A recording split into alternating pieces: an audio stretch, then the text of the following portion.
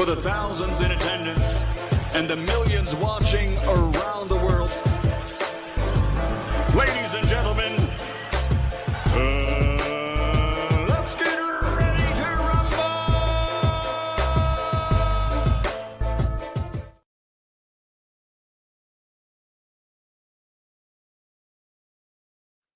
Yeah. What's up? It's the Buck Coast Malachi Williams in the building. We back. New Media Today USA Boxing. We are back. What's going on, everybody, man? We back, man. Happy Friday, man. Happy Friday. It is what it is, man. Today is Patrice Russian Fridays. We're going to be getting it in, man. We definitely going to be getting it in. We're going to juke a little bit. You know. We'll start off the Friday, you know what I mean? We're going to finish it off. Shout out to Fissy on the Fights in the building. We're going to make it do what it do, man. Yeah, man. We you know, it is what it is, man. Happy Friday. You know what I mean? Don't let them try to stop your shine. Anybody trying to come up or coming up, don't let them try to stop your shine. Shout out to little Green Eyes P, Jamie Rivera. What's going on, fam? Zepper, what the link read, baby boy? Zepp in the building. Shout out to my brother Dantes. Dantes, what's going on, fam? Yeah, man, don't let them stop your shine. You know, make it do what it do. You know what I mean? They're going to be coming around. Them South suckers going to be coming around. Mad at the bitch. They're going to be mad at the mother. Hey, shout out to Montre. Montre, what's going on, fam? What's going on? Yeah, them South suckers going to be mad at the motherfucker now. When they come, they're going to come looking just like you now. They don't come looking just like you. Remember that. But yeah, man, we're going to have a good show today. You know what I mean? So it is what it is, man. It is what he say. Payday today? You know, shit, you know. Hey, whether you get paid on a Friday, get paid on a Monday, or Tuesday or Wednesday, you know what I mean? It is what it is, man. Everybody gonna shang-a-lang, chill, relax. You know what I mean? Little Green Eyes people to say, sis, say you love the lighting. Oh yeah, I appreciate that, sis. You know, I had to switch it up a little bit, you know. We shooting this show in 4K. So this why it looks so good. This why the camera looks so good. Hold on. We shoot the show in 4K, so the show is in 4K, you know what I mean? So, hey, Cyrus, what's going on, fam? He say, just drop the light, coach. Yeah, I appreciate that, fam. He say, listening while working. Yeah, man. Salute, man. Oh, you in the Philippines? Salute to the Philippines, man. We're international, baby. As a matter of fact, let's give the Philippines a round of applause. Yeah, man. For the Philippines, a round of applause, man. Yeah, man. Salute, man. Yeah, salute. Salute to everybody in the chat, man. You know, man, we got a lot. We know we got fights coming on tonight. Got fights coming on tomorrow night. But you know, this is the end of the fourth quarter for boxing, right? End of the fourth quarter period. Just, you know, in corporations, they have, you know, for all the Knicks actually don't know, you have 4 quarters of the year, right? And the 4 quarters of the year is like the first 3 months of the year. Then the second quarter be the next 3 months, third quarter be the next 3 months, and the fourth quarter be the last 3 months, right? Some places have 4 quarters, 3 quarters. They may have like the first 4 months of the year, the second half, you know, the next 4 months of the year, and the last 4 months of the year. But pretty much in like in corporate America, it's 4 quarters. So you know, we're in the fourth quarter, right? A lot of boxing budgets are not, you know, the boxing budgets are not on, you know, it's dwindling down. So this is why, you know, at the end of the year, you'll probably get a lot of these low budget fights, you know, $100,000. You got a fight card you put together for $75, case of Coronas. Everybody getting paid $5. The winner get 10. The ring girls got to work on assignment. You get what I'm saying? So that's how that is, man. Hey, shout out to that's how that is, man. You know what I mean? So, you know, we're in the fourth quarter, though, baby boy. Shout out to Mighty King Boxing. Hey, okay. Dropping that quarter of a bam dub on your boy. Hey, Leroy. Super chat received. Playtime's over, boy. Hey, man, he say, Coach, yeah, salute to you, man. Salute to my brother, man, Mighty King Boxing. Hey, shout out to Zepper. Hey, okay. Dropping that bam dub on your boy. Hey, Leroy. Super chat received. Playtime's over, boy. Everybody say Zepper. He say, Coach, Derrick James talked about Santa Claus and Jack Frost and didn't want to mention Cross. Hey, you know, hey, man, you know, I'm with you when you're right. True. Man, that man said everything but Crawford, man. He ain't thinking about it. They went to looking down, you know, it's just something about that name, boy. You know, It's okay to fight 135-pound Mikey Garcia, but to fight 135-pound Crawford moved up like Mikey Garcia is it is what it is. But I don't even want to talk about that. Cause these dudes, y'all know these, a lot of these aerosexuals, and again, fans of Spence are not aerosexual. It's the extremists. The fanboys. Oh my Lord. The ones who want to threaten you and talk about they gonna kill you from their mama basement, beating on the keyboard in all caps. Boy, Lord, talking loud. Oh, Lord have mercy, boy. Anyway, I don't even want to talk about them fools. Anyway, yeah, man. Shout out to Zephyr, man. And shout out to Derrick James, man. I respect Derrick James' honesty. I respect his honesty. At least he was honest. He been consistent. Shout out to Mr. Nice. Well, I guess I gotta be like everybody else and saying Al Heyman. Yes, sir. Shout out to Mr. Nice. Hey, okay. Dropping that $2. Bam, super chat on your boy. Hey, Leroy.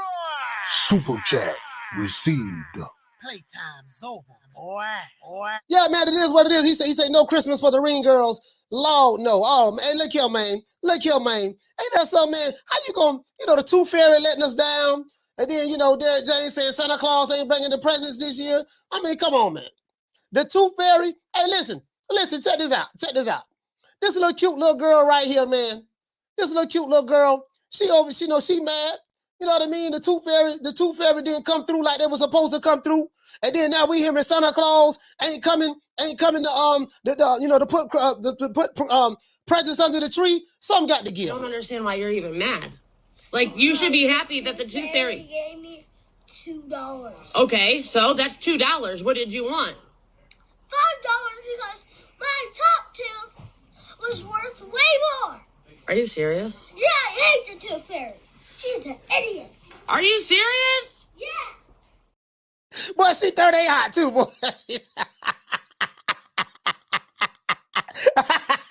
Hey, boy, she 38 hot, boy. And you know what? She would have put, that cute little girl would have put some paws on the Tooth Fairy. Man, where the Tooth Fairy at? Man, I'm going to put some paws. Man, I'm going to call all of my friends from kindergarten, and as soon as we see the Tooth Fairy, we pulling up. That's exactly what we're going to do. We pulling up. You just sit here and you don't know what I'm talking about? Yeah, man. The Tooth Fairy letting us down. Santa Claus letting us down. You know what I mean? It is what it is. Hey, and she threw the $2 down. Now you know these. Now you know these going on. Half on a Nick sack. All of you Wakanda niggas broke as hell. Going half on a Nick sack. I am broke as hell.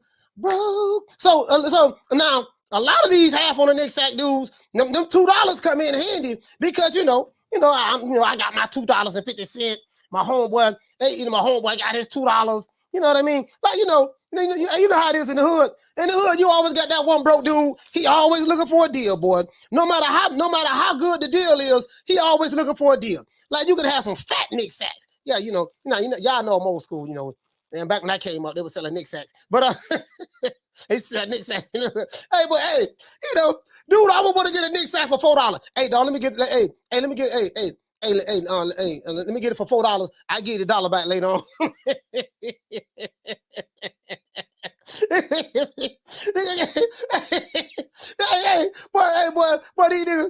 niggas always want a deal, boy. Hey, shout out to Mr. Nice. Hey, okay. We're dropping that $2. Bam, super chat on your boy. Hey, Leroy. Super chat Yeah, received. man. Playtime's over, boy. He said, Mr. Nice say, her mom should have said, call Al, big, cat. I'm that thing, call Al. Hey, boy, listen, I don't care. Check this out. Hey, we gonna get to the show, right? But check this out. Bro, you know, it's in the hood, it's always that pole hustling ass dude. He always want a deal, dog. And you have family members like that too. You can have your own business or be, start your own business or whatever the case may be. And you trying to sell stuff to family and friends. It's two people that ain't gonna buy nothing from you. If you got a business, you started something, I don't even care if they got something, if you got something that they want. Family and friends. When you're dealing with family and friends, they always want to hook up. Hey, check this out, baby boy. You got some fat nicks out. That's that gas, huh? Yeah, dog. Dang, these nicks out really look like a dime.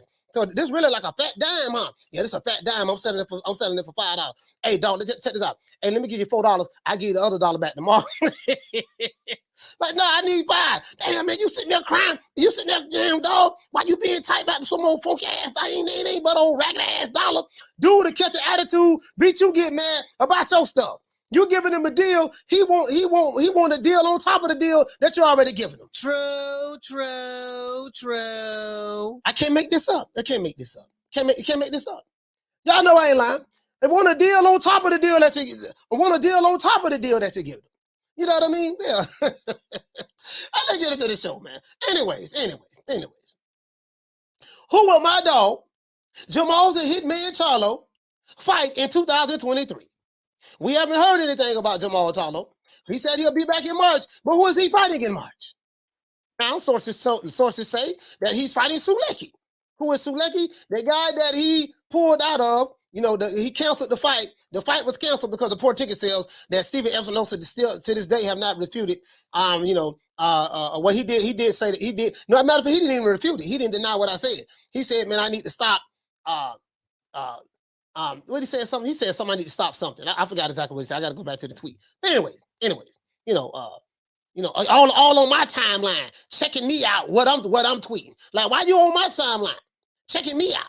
You get what I'm saying? But it is what it is. Now, who should Jermall Charlo fight? Benavidez, Caleb Plant. We know they finna fight each other. Guess what? Demetrius Andrade has now become a member of Showtime. He's a Showtime fighter now. Demetrius Andrade ain't doing now. He got a fight coming up, but so he could fight. He got a fight coming up January the 7th. Him and Jermall Charlo can get it on. And Demetrius Andrade say he won't Charlo. He said, I want to fight Charlo, Benavidez, and Caleb Plant. Now, it's nice to know that. These guys are doing what Canelo wanted them to do. Canelo say, look here, baby boy. Look here, Puto, you want to shot at me, man. Y'all got to fight something. Y'all got to fight each other, man. Y'all ain't did nothing. You know what I mean? You sitting here looking for a welfare check. You looking for the Canelo welfare check. Y'all got to fight each other, dog. Because I'm going to get me, baby boy. I'm going to get me. You get what I'm saying? So it is what it is. It is what it is. But anyway, let's get into the show. Jermall Charlo has been inactive, guys. Inactive. Some people call him Jermall the Hitman Charlo. Others call him Jermall the Shitman Charlo. True. Some say he's been shitting all over the place since he's been in the middleweight division. Now, Jermall Charlo has been inactive since June of 2021. That was the last time he had a fight. He went life and death with Juan Montiel, right? Juan Montiel came on strong in the second half, and we're putting them paws on Big Ball.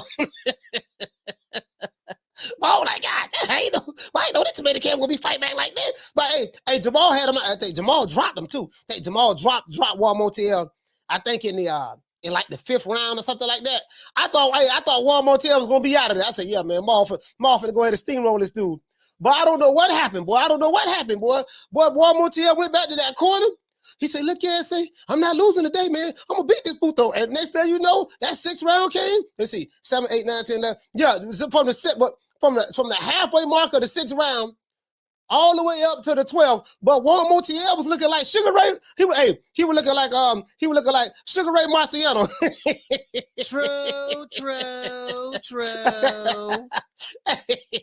And then Juan Montiel would let them hands go, boy. He would let them hands go that day, boy. Hey, Jermall Charlo has been inactive, guys, since 2023, guys, June 2021. June of 2021. Now, as 2023 fastly approaches, will Jermall Charlo fight any of the top fighters in the 160-pound division or the 168-pound division? Questions that many fans want to know. The fans want to know, man. We want to know, man, who is this guy gonna fight? Because we've been hearing that he's a killer. We've been hearing that he's Matilda Gorilla. We've been hearing that he's Godzilla. We've been hearing that he's Megatron out of his prime, on Bumblebee, the Dinobots. We heard he was Grimlock, Soundwave, Starscream. You know what I mean? He was the Constructicons. We heard all of that, right? Guess what? We ain't seen nothing though. True. We ain't seen nothing. So, question I have is this. Hey, we gotta get the lights up. Let's get the lights up. The question I have is this. The question I have is my dog? I'm gonna give him the benefit of the doubt this year. This what I'm gonna do. For all you guys who think that I hate Jermall Charlo. Jermall Charlo is one of my favorite fighters. I'm not gonna lie. He's one of my favorite fighters. But for all you guys who think I hate Jermall Charlo, this is what I'm gonna do. We're gonna start over in 2023. We starting over. Any fighter that I ever talked trash about, we're gonna start over on a whole new slate. 2023, we're gonna start on the clean slate. We're gonna start on the clean slate. If you've been decking and shucking and jiving and shucking, decking, quacking, and you ain't been doing nothing, guess what? What I'm gonna do, we're just gonna start all over, right? We're gonna start all over. I'm gonna give you the benefit of the doubt, and I'm gonna say, you know what? Well, I'm gonna let bygones be bygones. But when 2023 get here, boy, you better be showing me something. Or guess what? We're gonna go back to the old me. It is what it is. True. Hey, shout out to Goosey, man. Shout out to Call Me Dre. Ricky E245. What's going on, fam? Salute to my dog, Knockdown 305, Dade County's finest. Hey, Papa Five Key said, Motel will put no pause.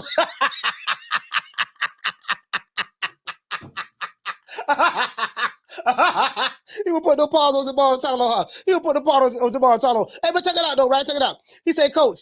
He said, how coach know when he's fighting Suleki next? Hey, listen. Hey, Rod, listen. Check this out now. Sources say, I got some sources. This Pentagon information. I heard this from an assistant to Joe Biden himself. I called the White House. I said, look here, man. Hey, look here, man. Check this out, baby boy. Check this out. I'm looking for some information, right? I need to find out who's my dog Jermall the Hitman Charlo fighting next. You know, and an assistant. An assistant from the she was assistant to the White House secretary. And she said that she was in the strip club in Miami called Tootsie's. And she overheard Big Booty Judy talking to the security guard who overheard one of the patrons who paid money to get a lap dance with Big Booty Judy. They overheard him say that Stephen Espinosa, sources said that he gonna be fighting Suleki next. Now, I don't know how true that is now. I'm just saying, but you know, sources say. So that we're just gonna say sources say. True. Shout out to Bruce Gas in the building. Bruce Gas, what's going on, fam? Bruce Gas now. Bruce Gas. You know what I mean? So, it is what it is, man. But you know what though? For all of our ops, and haters and detractors who have really been helping us so much, here's a PSA message from my dog Riley. Look, fuck you. Fuck the plane you flew in on. Fuck them shoes. Fuck the socks with the bell on it. Fuck them cheap ass cigars. Fuck your yuck mouth teeth. Fuck your hairpiece. Fuck your chocolate. Fuck Guy Ritchie. Fuck Prince William. Fuck the Queen. This is America. My president is black and my Lambo is blue, nigga. Now get the fuck out my hotel room. And if I see you in the street, I'm slapping the shit out of you.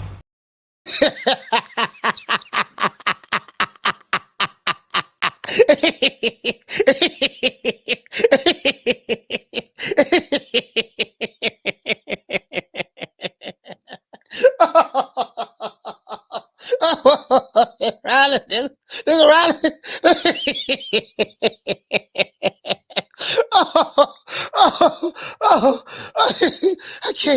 I can't do this.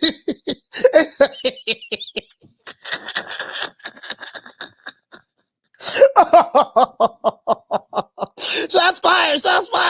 Hey, y'all know I'm always stars some shit, but hey, boy, listen, bro, let me tell you something. I'm top 10. I'm in the top 3. The top 3 most hated. The most hated. That ain't what? This nigga be mad. Oh, I swear to God, I hate this nigga. Oh, Lord, why this nigga be coming on at 3 o'clock all the time? I wish that nigga would just go away. Come on, man. Come on, yo. That's all I'm saying, man. I wish I could put karate on this dude. I'm a karate man, all right? Karate man bruise on the inside. They don't show their weaknesses.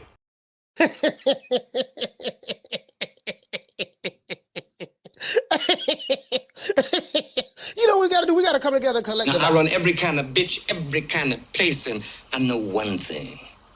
When it comes down on you, you either collectivize or you run like a solitary rat. Now, if they come over here and pull it up on us today, like this here, I may have to get somewhere. Get back and stupid in the club. Turn me up, man.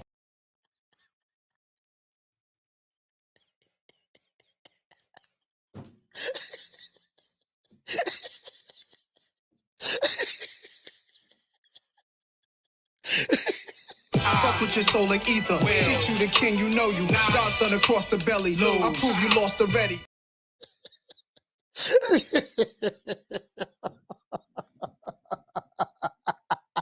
Hey, you know what? You know what? Shout out to my dog, man. Cause you know, in 2023, my dog gonna unify. He gonna unify the middleweight division, or he gonna unify. Well, he can't unify the light heavyweight division because the super middleweight division because Canelo said he ain't fighting nobody from the PBC till 2024.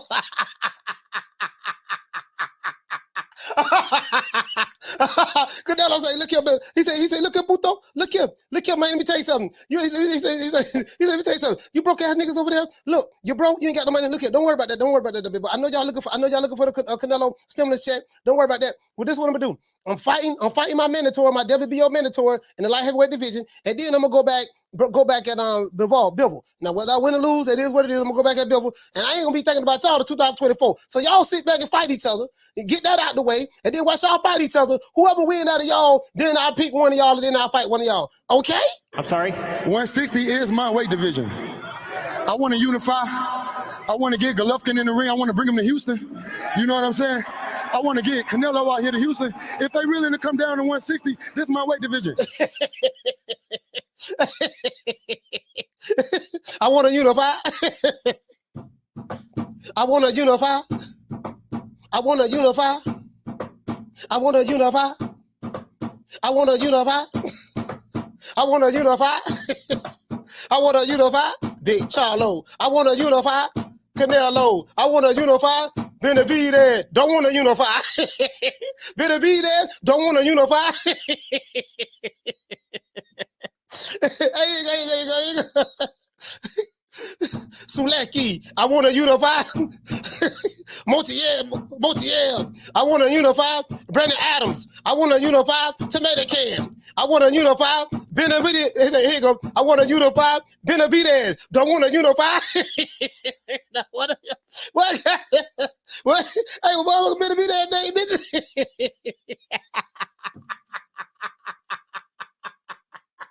He want to unify all the way up to, listen, he want to unify all the way up to what the Mexican monster name is called. When Benavidez name called, don't want to unify. Hey, shout out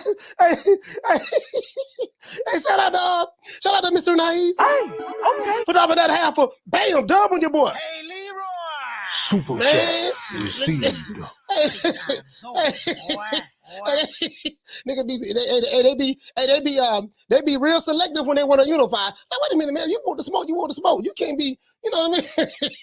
He said, Coach Charlo, Charlo opponent, G14 class. Sources say Wakanda Forever was based on multi-hip.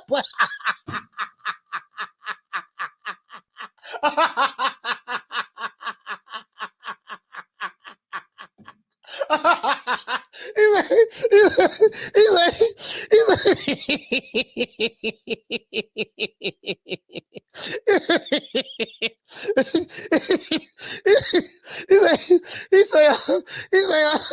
say sources say Wakanda Forever was based on Montiel putting them paws on Charlo.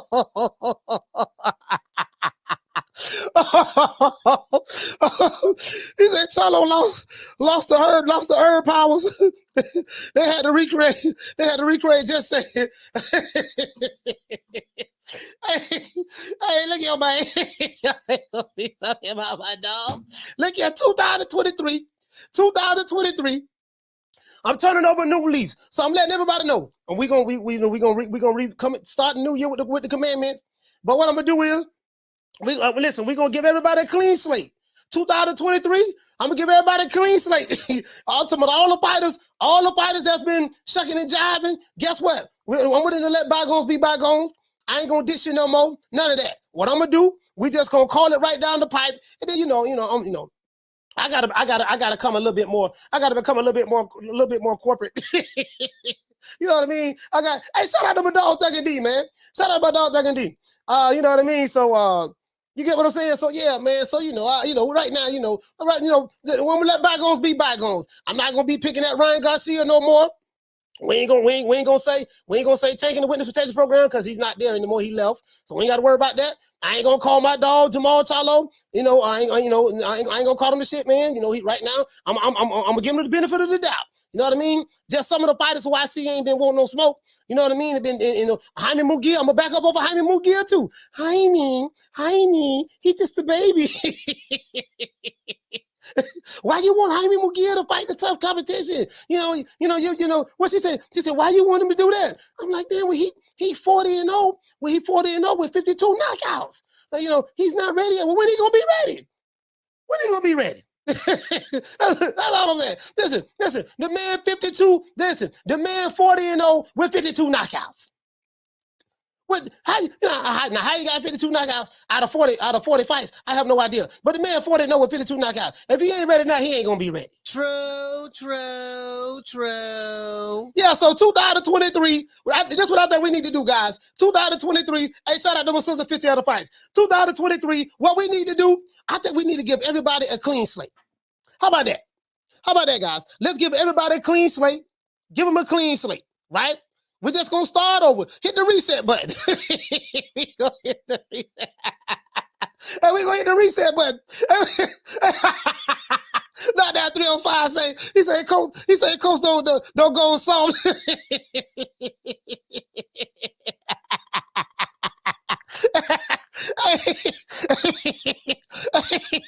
Hey, not 305. No. I ain't with soft, homie. I ain't with soft. Look here, check this out. We just gonna give them the benefit of the doubt. 2023. Now, we're gonna give them a 30-day grace period. We're going to give them a 30-day grace. In 30 days, not 30 days, 30. You got to say it country, right? In 30 days, if we don't hear nobody, won't no smoke, until we talking about the usual suspects. In 30 days, if we don't hear none of these top guys want no smoke, we hear them shucking the job and ducking the dodging. When February 1st hit, guess what? We're going to be right back on their ass. True. Pause. And as my main man, Two-Tone the Superstar would say, and I say that respectfully. Hey,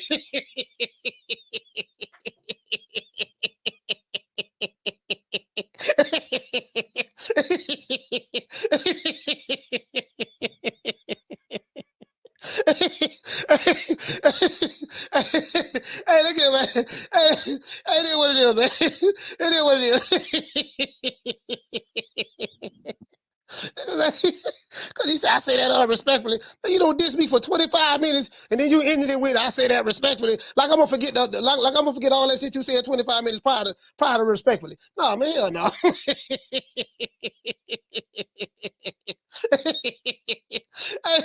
said, okay, the old coach will be back soon. Yeah. No, the old coach still here. But what I'm gonna do, I'm gonna hit the reset button in January.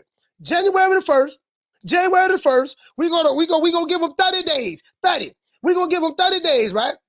We're gonna give them 30 days. After 30, we're gonna give them a 30-day grace period. Boy, if Jermall Charlo ain't talking right within them 30 days, if he's shucking and jiving, buck dancing, chicken Georgian, ham boning, knee slapping, you know, if he doing all of that there, boy, we gonna be right back on him. Jaime Munguia, the same thing. Boy, y'all got me over here crying, boy. Jaime Munguia, the same thing, boy. Who else? Who else? It's Jaime Munguia. Okay, now, Demetrius, now I will say this now. Hold on. I will say this. Demetrius Andrade is with Showtime now. And he immediately, at the Tank Davis press conference, the Tank Davis Hector Garcia press conference, Demetrius Andrade immediately said he want Jermall Charlo. He immediately said that. He said, I want to fight Jermall Charlo. He said, now that I'm over here, there's no reason why I shouldn't be able to fight Jermall Charlo, David Benavidez, or Caleb Plant. That's what Demetrius Andrade said. That's what he said. Now, that's all I'm saying. Now we got to give him the benefit of the doubt now. Now, if those guys don't fight Demetrius Andrade, we can't be clowning Demetrius Andrade. We gotta say, look, man, them dudes ducked the man. Demetrius Andrade went on. He went to the PBC. Same side of the street, you know how they do it, and he still couldn't get the fights. Then I tell you everything you need to know. True. Now I ain't gonna lie to you. Now I do not expect Demetrius Andrade to get Jermall Charlo, boy. Jermall Charlo ain't fighting him at all. Jermall Charlo hey, Jermall Charlo ain't fighting up. I'm telling you right now. Bro. Hey, you know what though? And if we gonna lay off on him for a little bit, guess what we gonna do? What? And if we gonna lay off on him for a little bit, guess what we gonna do? What? You know what it is, man. Put some respect on my name. We gonna respect it. Now we gonna. Hey, what you say? Look at say. Stephen Espinosa said the same thing. What he said? What Stephen Espinosa said? What he said? But this bum is taking the easy matches, fighting other bums. We gonna be on him, dog. To this day. Really though. True. Now we gonna give him the benefit of the doubt. We gonna give him the benefit of the doubt. Now, shout out to John B. Poetic. But I'm gonna tell you something now. We got it now. If we gonna ease up off of him, we gonna do a clean slate. You know, whatever beef we had, we gonna squash the beef. We gonna leave the beef in 2022, right? But I reserve the right to pick the beef back up in 2023. As soon as they get out of line, that's what we gonna do. We did it first, and we motivate even the greats. This is different. Yeah, this is different. You understand? We have Jennifer Lopez, we got Maluma, we have J Balvin, we have. So when I called him up, I was like, "Yo, what do you think? What do you think, Eddie? If we bring the belts together?" And Eddie said, "That shit is a good idea." I think the only person that can beat Canelo right now is like maybe 4 years or 5 years from now, my son. You know, like Triple G and Canelo and all these guys, they're bums, bro. Yeah. They're bums. But once Teofimo became undisputed, look how many champions we got that's undisputed now.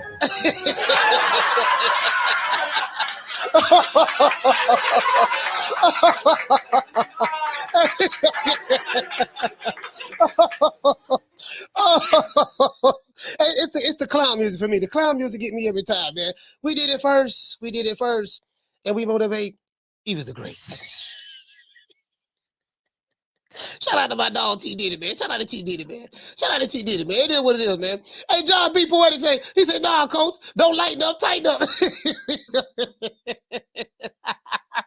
John B. Poetic like, man, damn all that. We going into the new year doing the same thing we did in the old year, and we were dissing them, for ducking and cherry picking and not fighting nobody in 2022. As soon as we go into 2023, we're gonna be doing the same thing. Hey, John B. ain't trying to hear, boy.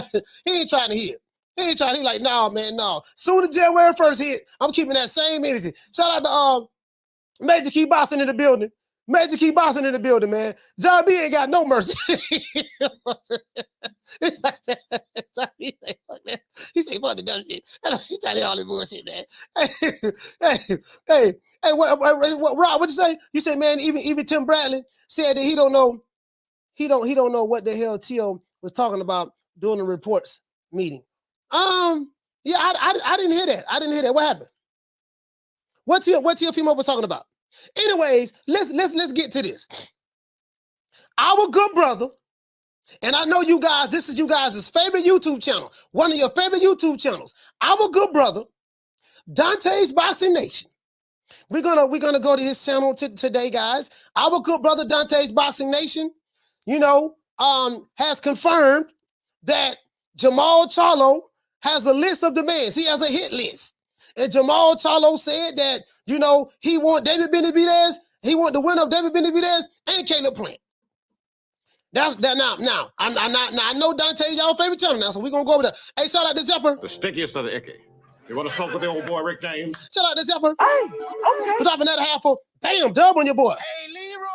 Super chat received. Playtime's over, boy. Zephyr, he said, I love Boots, but I'm tired of seeing him calling out Errol and Crawford. He said, I want him to step the pressure up on Ortiz. Now, let me address this Boots situation, right? Because there's a rumor that's being pushed by the same group of people, the Wakandas, that, hey, man, Boots is Terrence Crawford mandatory. That's not true. All you got to do, go to the WBO website, and you will see for a fact that he's not as mandatory. Terrence Crawford mandatory is not due until May of 2023. These are the facts. Now, when you become a mandatory or the number one guy, you have to file, like what Sean Porter did, petition to become the mandatory to the champion. Virgil Ortiz and Jerron Boots Ennis filed petitions. Jerron Boots Ennis filed the petition with the IBF. And Virgil Ortiz has been mandated to fight Stanionis with the WBA. So Virgil Ortiz went the WBA route. Oscar De La Hoya and them, and Showtime and Boots Ennis, Bozy Ennis, his father, they went the IBF route. And they're with Showtime on Boots Ennis. So my thing is this here.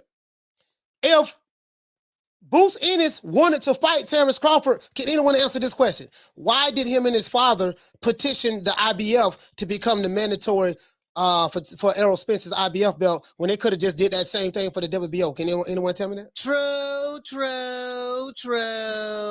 Anyone? They say he's the mandatory, right? That's what they say. They say the next in line, right? That's what they say. Right? Anybody? Anybody can answer that question? I'm just asking. I'm just asking for a friend. I'm asking for a friend. Shout out to Zep, I already got you. I already got you, Phil. I'm just asking. Maybe somebody knows, somebody don't know. So he said Boots gets 3 belts if he fights Errol. Okay, so if he gets 3 belts, if he fights Errol, then why say he's Crawford's mandatory? Why say that when that's not true? Why petition? So if you're saying that he's petitioning the IBF to try to get 3 belts from Errol Spence, and we know that fight, he's not gonna get that fight. If that's what he's doing, then you can't. You get what I'm saying? You can't have it both ways. You can't have it both ways. You can't say that he's a mandatory for the. I'm not saying that's what you're saying. You can't say he's a mandatory for the WBO, and Crawford is ducking him and scared of him. And then when you go to the WBO site, he's not the mandatory. But then turn around and say that, oh, wait a minute, he petitioned the IBF to become the mandatory to the IBF belt. You can't have it both ways. And, we're talking about now. I'm trying to make sense out of nonsense. We're talking about Wakanda logic. Wakanda logic. Let me tell you something. Wakanda is very, very slow and low IQ. Wakanda is very slow and they have very low IQs. There's nothing dumber than a Wakanda. Wakanda on YouTube and social media, these guys are slow.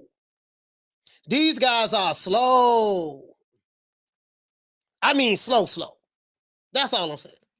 Like when you talk to these Wakandas, let me tell you something. When you run across a Wakanda, I'm gonna tell everybody in the chat. If you run across one of these Wakandas, have an orange coloring book with you with some crayons, because they don't understand logic and their IQs are very, very low. So when you talk to them, you gotta have a color crayon, and you gotta have a coloring book, and you gotta talk to them like this. You got to see Wakanda, look. I just drew a picture right here. See, this is a circle. You know what a circle is, Wakanda? I know what circle is. Yeah, tell me sign the contract. Hit the boy the 820. Wakanda, come on, focus on the coloring book. Now, and come on. Okay, yeah, you ready? Okay, now that's a circle. Okay, now this is a square. You know what a square is, Wakanda? Yeah.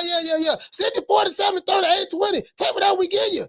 Like those guys. Yeah, that's how I gotta talk to them, boy. Them Wakandas is, boy, Lord. They are a special group of people. Boy. Lord have mercy. Not Lord have mercy. Lord, ham, and mercy. You got the Lord, you got the ham with a little bit of mercy. You know what I mean? That's what we got. Boy, they is, boy, Lord have mercy, boy. You don't get no dumber than a Wakanda. You don't get, and I know what I'm going to say is not a word, but you don't get no more stupider than a Wakanda. You are stupider than me. True. Hey, talking to a Wakanda, you got to speak Wakanda language. You are stupider than me. I'm not stupider than you. Who not stupider than you? Wakanda, okay, Wakanda. And they do Wakanda math. Okay, Wakanda. What's 1 + 1? Everybody know 1 + 1 = 3. 1 + 1 = 3. 3 + 3 = 7. 7 + 7 = 25. 25 + 25 = 80. Everybody know that. What you think, I'm ignorant? Yes, you ignorant. You ignorant. Ignorant. IGNANT. Ignorant. That's what you is. True. Boy, don't get no more ignorant than a Wakanda, boy. Lord have mercy. But when you see listen, when you see a Wakanda, don't even engage with them. Say yes, whatever you say, Wakanda, and keep it moving, boy. Keep it moving, boy. These Wakandas, Lord have mercy, boy. Lord have mercy. But these Wakandas is something else, boy. I mean that there, boy. But I'm talking about, boy, it is what it is. It is what it is. let's go to our good brother. And I know you guys love Dante's Boxing Nation. I know you guys love him. So since you love him so much, let me go ahead and let you hear what he's talking about. Because I know you guys love Dante. And you know, I want you guys to go over there, hit the like button too. Hit the like button. Hit the like button. Hit the like button for Dante, man. I know, you know it is what it is. There, you know, there you go. No, gotta be a racial narrative. Oh, they showing when he knocked out J-Rock. They still showing J-Rock. They still showing the J-Rock. Hold on, I'm gonna turn it to it right now. Hold on.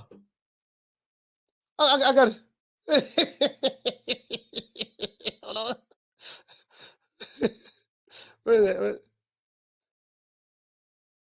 Hold on.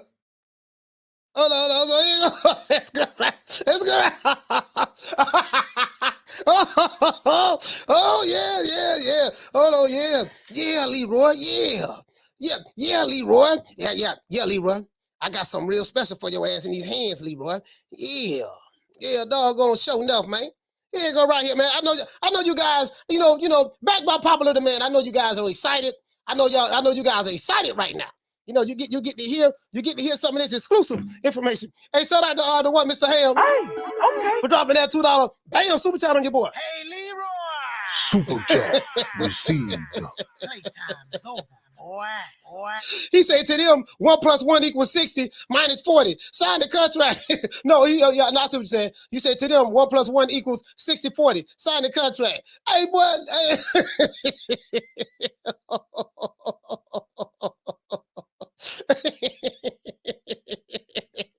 True.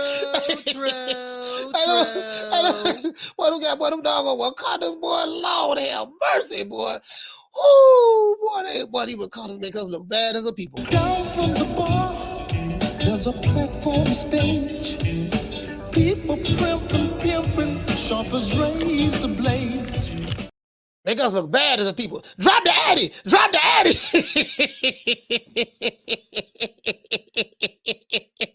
Drop the Addy. Drop the Addy. I bet you won't drop the Addy. I bet you won't drop the Addy. I bet you won't drop the Addy. Drop the Addy. I swear to God, you drop the Addy, boy. I'll be over there. Boy, you better not drop the Addy. Drop the Addy. Drop the Addy.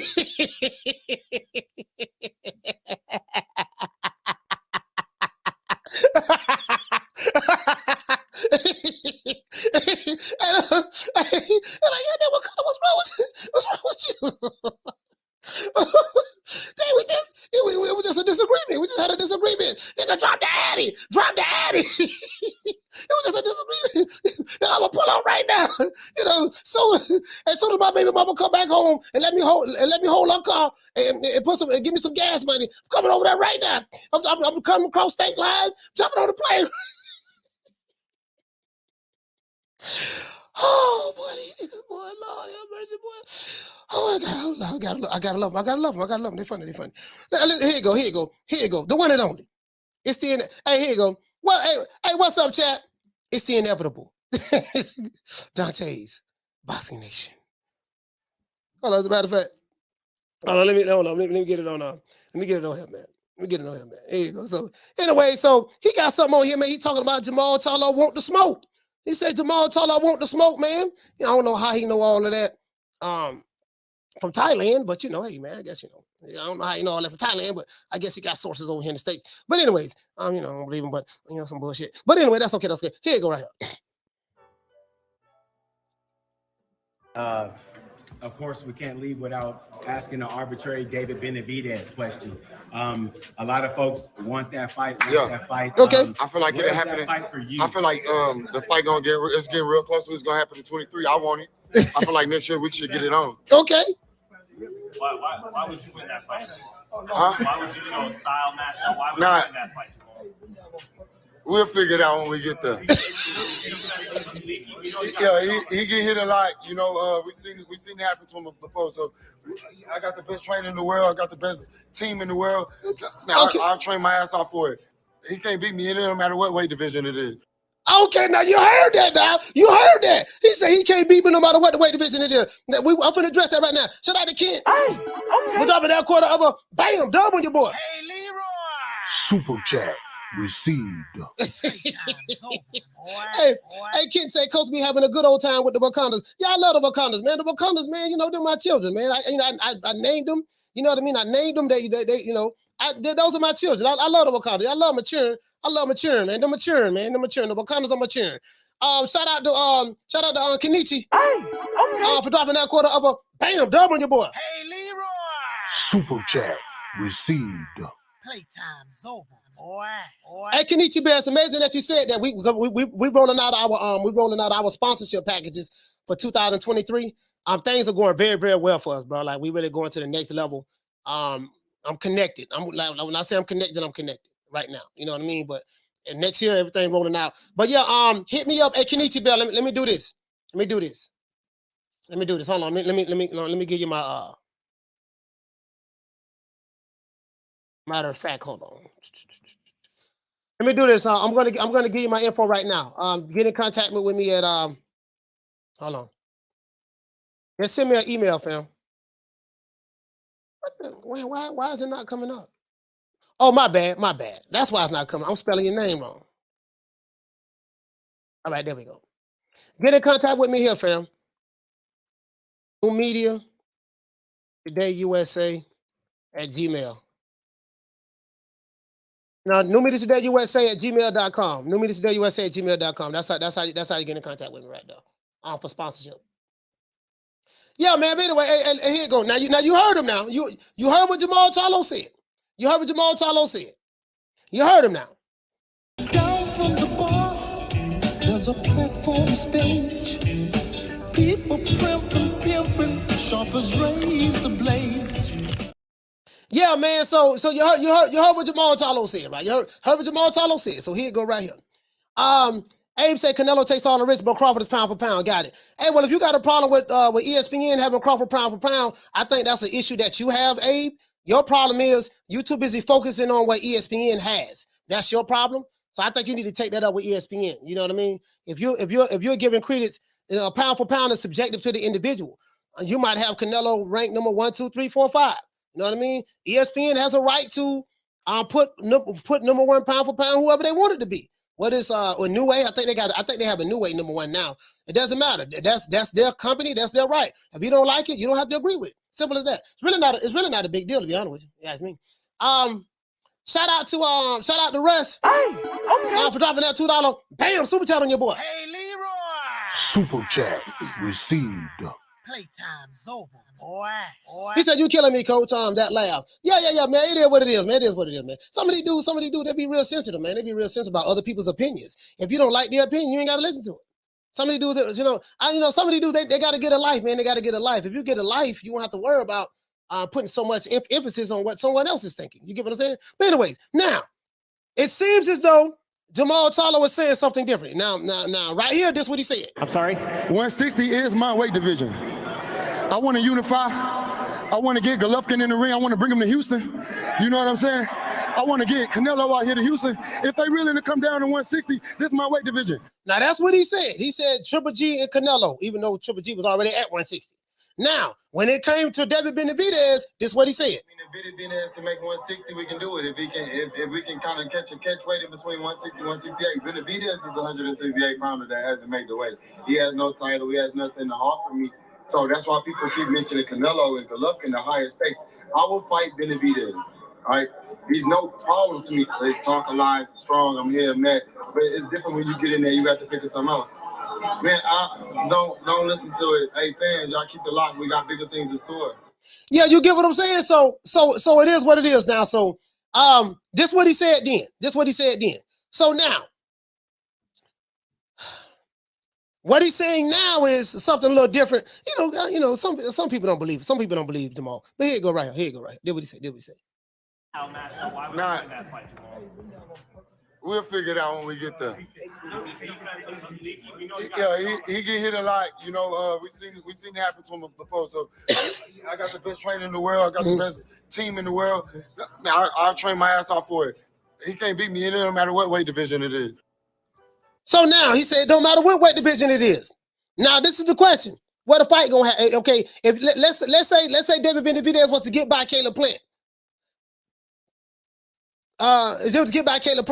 Are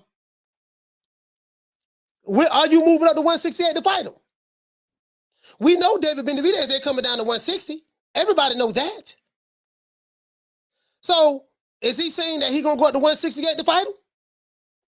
And shout out to Eddie Val. He say, Coach, you making sensitive suckers panties moist. Yeah, these dudes here something else. Hey, these dudes here something else. They very, very, very, very sensitive. Hey, what's it? Abe, you keep trolling, y'all. You getting blocked, fam. You keep trolling, we gonna send you to the ethos. Okay? But yeah. But you get what I'm saying though? So now it's like, is he gonna move up to 168? Is he gonna move up to 168? That's what I want to know. And if so, what has changed? Let me ask you guys this. Now, this is recent. What has changed from when he was on Mike Tyson's podcast? We the Charlo twins. We known for calling everybody out. Please call these people out. Listen, the whole world's looking at you. Call these people out, What's please. up? It's the Jermall the Hitman Charlo. Let's get it. Who want it? Name them names, man. They know who they is. Name them names, please. The names need to be named. They know who they is. The Mexican monster. Mexican monster. Now, what happened? What happened then? What changed from that point? Did he get a call from Al Heyman? Did Al call him in? Did Al call him in? Did Al call him into the show? Did Al call him into the show? Did Al call him in the office? Call his phone? Now, we don't know what Al Heyman's voice sound like, but we just gonna improvise. Yo, hello? Hey, Jermall. Yeah, what up? This Jermall the Hitman Charlo. Y'all know what it is. Who want it? Jermall. Yeah, shut the fuck up. This Al. Oh, Al, what's going on? Al, what's going on? Hey, look, man, the people, man, I've been running cover for you as long as you can. You've been in the middleweight division. Next year will be 6 years you've been in the middleweight division. You ain't fought nobody. What we're gonna have to do, dog, you're gonna have to step up and fight an in-house fight. Yeah, I'll fight anyone. Would you want me to fight Motel again? No. Would you want me to fight Matt Bay Corval again? No. Do you want me to fight Darren Checo again? No. Oh, you want me to fight J-Rock again? You gonna have a move up from junior middleweight to middleweight? No. What would you want me to do? I'm gonna want you to move up to 168 and fight the Mexican Monster. The Mexican Monster, why I got to fight him? Because I said so. You do what you're told. You do what I tell you to do, okay? And now he's saying something a little different now. I move up in weight class, go up to 168, challenge this man for all the marbles. The Mexican monster, yeah. The Mexican. You keep throwing that up every time I remember the guy was everybody scared of that guy. You talking a lot of shit. That's all I want you to say. That's all I'm saying. Like, I had to listen. Al probably called me to the office, man. Gave him one of them. Hey, Lisa, where Lisa Bell's at? Hey, gave him one of them read from the 5 heartbeats conversations. I need to talk to you right now about my royalties and how you keep your books. My office hours are from 9 to 5. Fuck your office hours. I need to talk to you right now, motherfucker.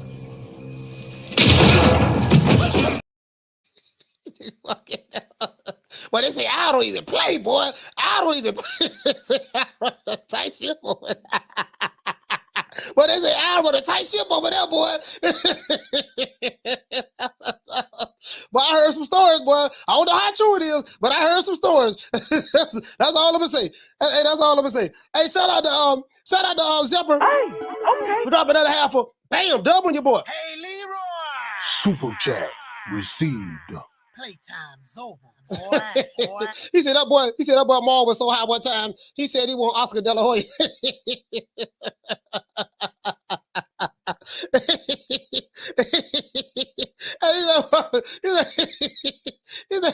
Hey, from the bar, there's a platform stage. People pimping, sharp as razor blades. Hey, he said, hey, coach, just send the email. Thank you. Yes, sir, fam. Yes, sir. Hey, anyway, now, listen to what Maul got. Context Boxing Nation, what's going on, guys? It is so amazing how the tables turn in the sport of boxing. Okay. Because David Benavidez has gone from being the most avoided fighter at 168 to now the most wanted fighter at 168. Oh, yeah? It was just announced the other day that Demetrius Andrade has signed with Showtime and PBC. Okay. And he voluntarily said at the press conference that he wants the winner of David Benavidez and Plant or Charlo. These are the only fights that he wants. Now, David Benavidez said he wanted the winner of Caleb Plant, according to Dante. Now, you know what? No, that ain't according to Dante. He did say that. He said that at Tank Davis' press conference. He did say that at the press conference because he's fighting on the undercard. He did say that. He did say that. So now, I respect that. I respect that. And I think that's all the fans wanted anyways. You get what I'm saying? Now, my thing is this. So I shout out to Mike Jenkins. Mike, what's going on, baby boy? Mike with the link read. Hey, here you go. Mike with the link read. So my thing is this. This is my thing. My thing is this. Who is... Okay, let me ask you guys this. Let's say Demetrius Andrade, he's over there with the PBC now. We know that. He's with the PBC and Showtime now, right? And let's say he say, look, man, after he had this fight in January, I want to fight Jermall Charlo, man. Let me and Jermall Charlo fight. Let us fight. And Al Heyman be like, okay, since you're over here with us now, baby boy, you got a multi-fight deal with us. Yeah, we can make that fight happen. Now you're over here with us. And if Jermall Charlo turned the fight down, say he don't want to fight him, would you guys be mad at Demetrius Andrade? That's what I want to know. And you get what I'm saying, Mike? Would you be mad at Demetrius Andrade? He on that side of the street now. He on that side of the street now. Would you be mad at Demetrius Andrade? That's what I want to know. We ain't got no excuses. We ain't got no excuses. You get what I'm saying? Mike, what you say? You say can't get mad at Boo Boo. Yeah. Hey, what you say, B Brown? You say they would. Yeah. Yeah, listen, check this out. Hey, shout out to Mike from Providence. Salute to you, fam. Check this out. Now you do know that. Now you do know these Wakandas, they have double standards. These Wakandas have racial double standards, and they have just typical double standards.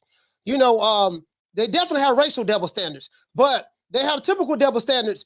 And you know, these Wakandas outside of playing a race card, which they're not that good at,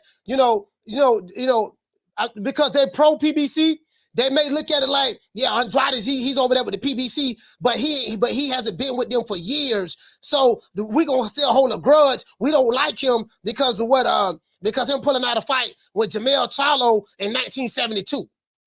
Well, what does that have to do with the price of tea in China, sir? This is 2023, and now he's over there with the PBC. He wants to get a fight with Jermall Charlo. So it's like these dudes be justifying ducking. They justify the duckery. And this is the problem, man. This is the problem. When you got, and I told you, we ain't got no fight. We ain't got no boxing fans on here now. We ain't got no boxing fans on here. We got a bunch of narrative race hustling butchers on here. Some of them Hispanic, and some of them are black. Well, I call all of them Wakanda niggas, the Hispanics who want to push those narratives and with the pro PBC stuff, whites or the blacks, definitely them. I call them Wakanda niggas because that's what they do. The ones who, they're like the race card. Oh, look, here go the race card right here. Here go the race card. I got the race card. Oh, got a race card going once, going twice. Here come another race card right here. Let's pull the race card out right here. Bam. Okay, here you go right here. Yes, sir. Let's make it do it again. Bam. Another race card. You know what I'm saying? That's what they got. So now, Demetrius Andrade is over there with the PBC. Will Wakanda embrace him now? Will Wakanda embrace him? What do y'all think? What do y'all think? Do y'all think Wakanda will embrace him? Will Jermall Charlo fight him? Because as soon as now we saw when Tank had his press conference in DC with him and Hector Garcia on stage, we saw and heard what Demetrius Andrade said in front of the camera. He said, look here, man, he named 3 names. He said, look, I want the winner of Caleb Plant, David Benavidez, or I want Jermall Charlo. Either or. You know what I mean? This is Jermall Charlo's chance to fight a slick black fighter. True. This will be his opportunity to fight a slick black fighter. You get what I'm saying? You feel me? And what it say, example, what it say? He say, Boo Boo might be on the exit strategy plan right now.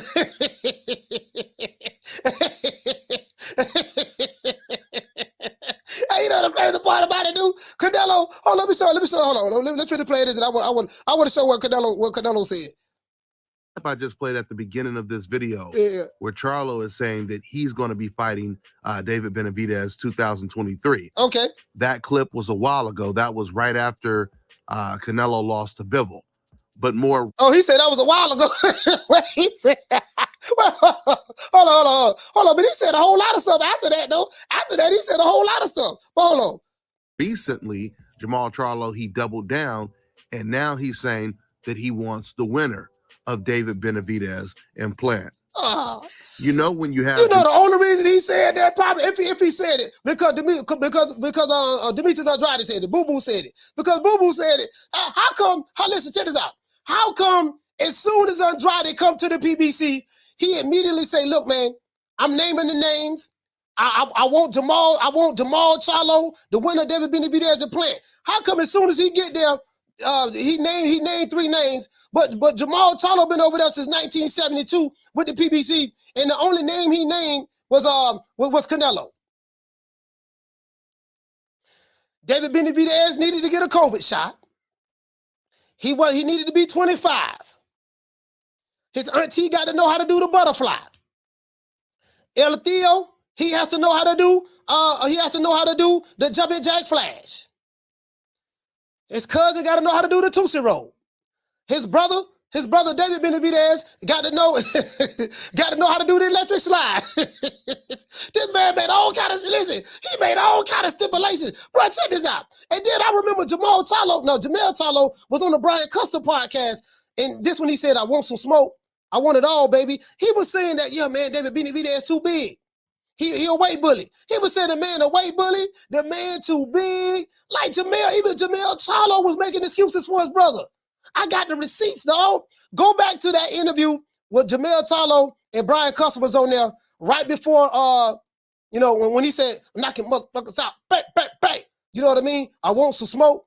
I want it all, baby. That interview right there, he was talking about his brother putting it all on the line and all that stuff there. But yeah, he didn't want him to fight David Benavidez. He said David Benavidez was a weight bully. He was too big. David Benavidez need to move up the light heavyweight. Bro, I was like, even Jermall Charlo was saying this.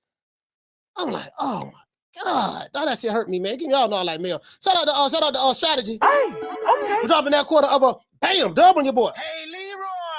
Super chat received. Playtime's over, boy. What you say, Charlo won't win? He said, "We know he can't wash up Slick Tyler and Southpaws. He struggles." Yeah. I think from a stylistic standpoint, Strategy. I think from a stylistic standpoint, that might be, that could be the case. But there should be no excuses now. They're on the same side. There should be no excuses. Down from the bar, there's a platform stage. People pimping, sharp as razor blades. Yeah, you get what I'm saying? You get what I'm saying? So it won't even be like that. It won't even be like that, man. Hey, I mean, bro, I'm just saying, fam. I'm just saying, though. You know what I mean? Like, Mr. I want to unify. I want to unify. Hey, now I know y'all love Dante. Let me let y'all hear a little bit more. Charlo talking with this much consistency, and you have Showtime, Steven Espinoza, who has said on many occasions that's the fight that they want to make. He said that was the fight that they want to make, Showtime, Charlo versus David Benavidez. So before it was a race to get the Canelo Alvarez fight. Now it looks like it's a race to get the David Benavidez fight, at least between Andrade and Charlo. They're both going for that fight. But of course, Andrade, he wants both Benavidez and Charlo. But since we know that Canelo can't beat any of these fighters and he's most likely not going to fight any.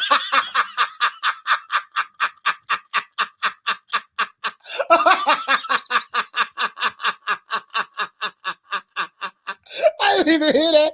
I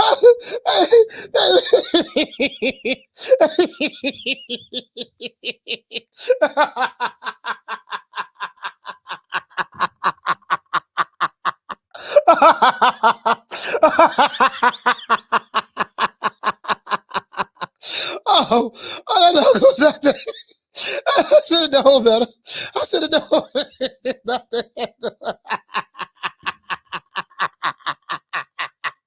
That's what he said.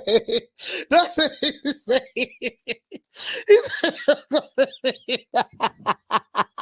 hey, let me turn the ceiling fan on. Let me turn the ceiling fan on.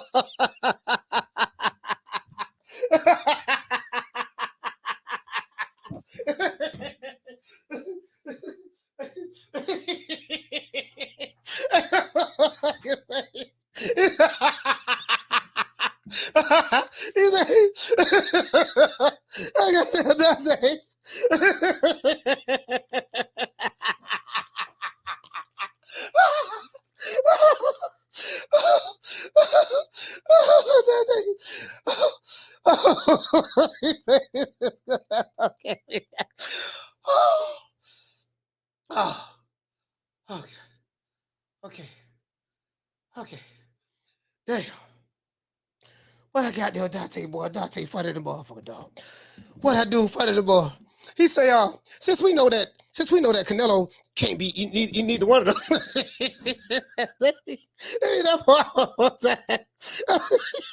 And I'm like, in boxing it doesn't work that way. In boxing, they got to fight, and when you got two fighters, that are top fighters, the only one we're really gonna know. We can pick who we think we're gonna win based on styles and stuff like that. But at the end of the day, we gotta, you know what I mean? We gotta make sure that everything gonna point. You feel me? They got to get in the ring and fight each other.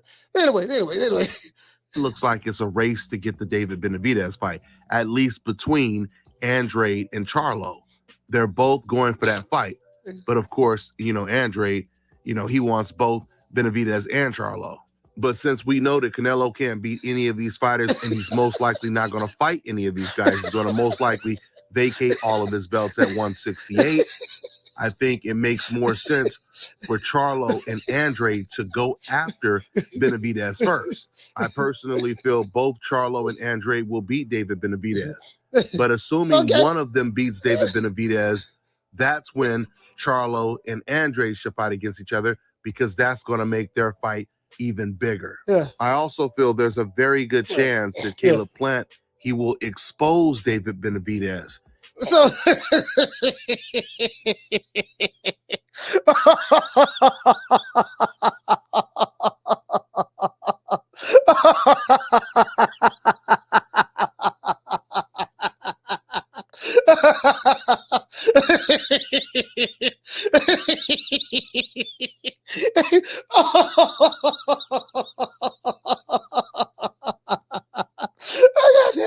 funny.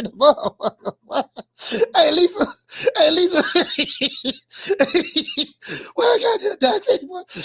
Oh, Dante, hilarious, bro. But this dude is hilarious. Oh, man. Hey, so he got a whole, he got a lot of faith in Jermall Charlo. He got a lot of faith in Jermall Charlo now. Hey, you know what? He got a lot of faith in Jermall Charlo, boy, because Jermall Charlo did not have that same energy when he was on Mike Tyson podcast. For real, though. Like, move up in weight class, go up to 168, challenge this man for all the marbles. The Mexican monster, yeah. The Mexican. You keep throwing that up every time I remember the guy was everybody scared of that guy. You talking a lot of shit. That's all I want you to say now.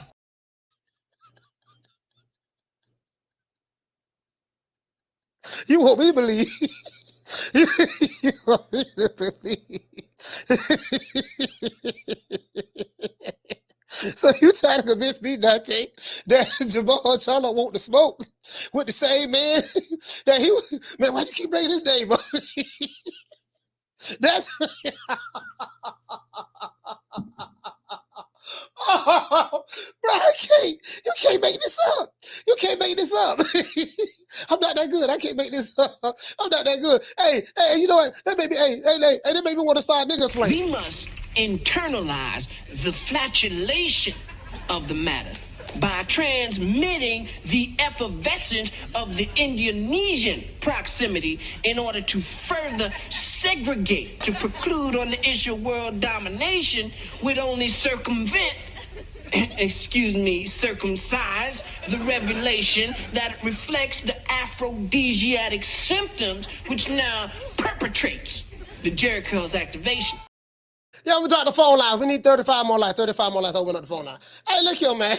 That's all I'm saying. My dog, man. Yeah, hey, you know what? Hey, shout out to the Boss in the Story. Hey, Boss in the Story, check this out, fam. 2023, we started over on the new leaf, baby. We started on the new leaf. What we gonna do? All the fighters I was talking trash about, that's ducking smoke, that's shucking and jiving. What I'm gonna do? I'm gonna give them we're gonna give them a clean slate. We're going to give them a 30-day clean slate. Only 30 days now. Only 30 days. And we don't start hearing the stuff that we want to hear within the month of January. Well, it's 31 days in January. We're going to give them 31 days, not 31, 30. We're going to give them 31 days. They got 31 days to get their act together. boy, if we don't hear what we want to hear within January, when February get here, we're going to go right back to how it used to be. You feel Shut me? that soft ass shit up. And the best man Shut will that win. soft. That's some soft ass shit. Shut that soft ass shit up. All that soft talking. I know you can do it, man. You got to. Man, shut that soft ass shit up. Hey, you get what I'm saying, though? Motherfucker, hey, look at, hey, they be at the negotiating table with the Mexican boss. Mexican boss in the office with Al Heyman. Man, Al, look here, man. I've been wanting to fight Charlo for a minute now, man. First he said I needed to get a COVID shot. Then he said I need to be 25. Well, I got 2 COVID shots and I'm 25. What's up, man? What's up? Why the Puto won't fight me, man? Come on, man. Al, man, do this for me. So Al like, okay, don't worry about it, David. I got you. Hey, Maul, check this out. Come on to the office. He had the office. As soon as he walk in there, he see David, he freeze, right? And then he sit down and got his arms crossed. And David like, yeah, what's up, man? What's up now? I'll get you in the office now, man. What's up? Sign the contract, fool. We need to fight each other. And then Maul like, man, this is what you call me in for Al. He trying to get up and leave, right? Sit your $5 ass down before I make change. Sit your ass down. Nigga, you gonna sign this contract. You gonna sign this goddamn in the name of Wakanda. You gonna sign this contract. You find David Benavidez. I don't care what you say. Shout out to Zephyr. Hey, okay. On top of that, half a bam, dub on your boy. Hey, Leroy. Super chat received. Playtime's over, boy. He said, I thought Dante was a boss in connoisseur. Connoisseur. hey, I'm just saying, man. From the bar, there's a platform stage. People pimping, sharp as razor blades. Hey, John B say, ain't no clean slate worth the damn coach. He said, keep that heat on him. John B say, nigga, ain't no peace. No, nigga, damn that. Then we were beefing in 2022, and when 2023 hit, we still beefing. 2024, we still gonna be beefing. It ain't gonna never stop. John B. John B like, man, I ain't trying to hear all that, man. I ain't trying to hear all that shit, yo, man. No, damn all that shit. No. I'm trying to break this up, Cassandra. He was tough online in my comment section on Instagram. Now he quiet now that we face to face. No, look at my eyes and reflect, player. Keep that same energy, playboy. Man, look here, man. Hey, look here, man. But I know this. Now this article here gonna make Dante. This article right here gonna make Dante real mad, boy. He gonna be 38 hot at this one, boy. Lord have mercy, boy. Boy, look here, man. Cause we know the prize. The prize is Canelo. We know the prize is Canelo, and I understand that. I get it. The prize is Canelo. I get it. I do understand. But boy, he gonna be 38 hot on this one, boy. 38 hot. Boy, he gonna be 30. He gonna be 30. He gonna be 38 hot on this one. Let me see. I think this is my doctor. Hold on, guys. Hold on.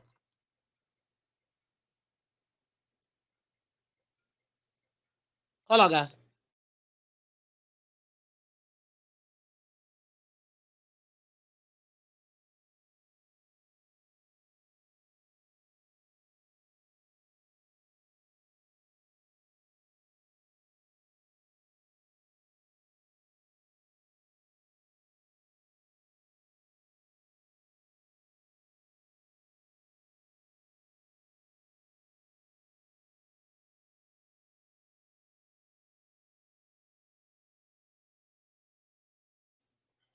Yeah, sorry about that, guys. I gotta get a damn root canal, man. So, damn, I ain't want to get that shit. I gotta get a damn root canal, man. My damn tooth is hurting over here. The root canals. I mean, they painful when they gotta hit you with the needle and numb your whole mouth and shit like that. That shit painful in the motherfucker. But anyways, it is what it is. I gotta do what I gotta do. They say Canelo Alvarez very likely to face John Ryder in May, says Hearns. Now, let me tell you something now. The Wakandas ain't gonna like this. Canelo is fighting his mandatory. Now, if it's a Wakanda fighter fighting a Juan Montiel, a Carlos Ocampo, a Brandon Adams, something of that sort, it's fine. Oh, he fighting his man. He got to fight his mandatory. But boy, when it's a fighter that Wakanda don't like, and he's fighting a mandatory that they don't like, boy, the double standards. I'm just saying. I'm just letting you know now. We got to be honest now. We got to be honest. We got to be honest. We got, they do practice racial double standards and boxing double standards. That is true. You know what I mean? I'm just being honest with you right now. But the facts are the facts. Said Canelo Alvarez very likely to face John Ryder in May, says her. Now, who is John Ryder? Canelo Alvarez's future is becoming clearer with each passing day. Matchroom. Now, I'm going to tell you this. The best thing I see happening is this. I'm going to read this article, right? But it's something that Canelo said that I think kind of cleared the deck for why we're getting these fighters with the PBC having to fight each other now. I'm finna break it down to you right now. Look, give me a minute. It said Matchroom Boxing's Eddie Hearn has stated that the undisputed super middleweight champion Canelo Alvarez is very likely to next face John Ryder in May in either the United States, the United Kingdom, or Mexico, and that discussions have already begun for the potential fight with Alvarez's manager and trainer Eddie Reynoso. Now this is interesting. If he fight in the UK, god damn, that's gonna be massive in the UK. I wouldn't mind seeing him fight in the UK, to be honest with you. That's gonna be massive. He'll sell out one of them stadiums. He'll get 70,000 to come out there to see John Ryder. Or if he do it in Mexico, that's gonna be big too for Mexico. You get what I'm saying? So it is what it is. Alvarez, 58-2-2 with 39 KOs, is currently recovering from left wrist surgery. Last month, Alvarez said therapy was going very well, yada, yada, yada, yada, yada, and that he wanted a tune-up fight before facing Dimitri Bivol in 2023 in a rematch in hopes of avenging his second career defeat. Now, this if Dimitri Bivol want to fight him. You know what I mean? Unless they have a rematch clause in it, I don't know. Now, John Ryder, who is John Ryder? I'm going to tell you right now. John Ryder, 32-5 with 18 KOs, is a British-based boxer who enjoyed a bounce-back year in 2022, beating Daniel Jacobs via split decision in February and Zach Parker via fifth-round TKO in November. By beating Parker, who was forced to retire in the fight due to a broken right hand, Ryder claimed the interim WBO super middleweight title and became the WBO mandatory challenger for Canelo Alvarez's title. So, let's read that part again. By beating Parker, John Ryder, who was forced to retire in the fight due to a broken right hand, John Ryder claimed the WBO. He claimed the interim WBO super middleweight title and became the WBO mandatory challenger for Alvarez's title. So I guess this is a touch up. So this is a soft touch for Canelo. This soft touch for Canelo. He gonna stop this boy. I'm just being honest. He gonna stop this boy. The 34-year-old Ryder has lost to the likes of Callum Smith, Rocky Fielding. He said he lost to Callum Smith, Rocky Fielding, and Billy Joe Saunders. Okay. He said opponents Alvarez has beaten already. Thankfully, the opportunity arose for John Ryder. He had a great year, said Eddie Hearn, who promotes Ryder. So this is an in-house fight. This is an in-house fight. He said if Canelo Alvarez is looking for that interim WBO fight, I love to bring Canelo Alvarez to the UK. It would be huge for British boxing, and I totally agree. I think he'll love it as well, and I think John Ryder is deserving of that opportunity after the years that he's had and the wins that he's had. So hopefully we can make it happen. So we gonna see. So now Canelo gonna come back to fight as mandatory. Now we know ain't nobody, but they don't like it. And I get it. All jokes aside, I do get it. And I think what that did was because what I was hearing that, let me see if we got the lights up, because I want to drop the phone line, open up the phone lines. Damn, we still ain't got the lights. Damn, dog, we need 15 more lights. Now, what I was hearing was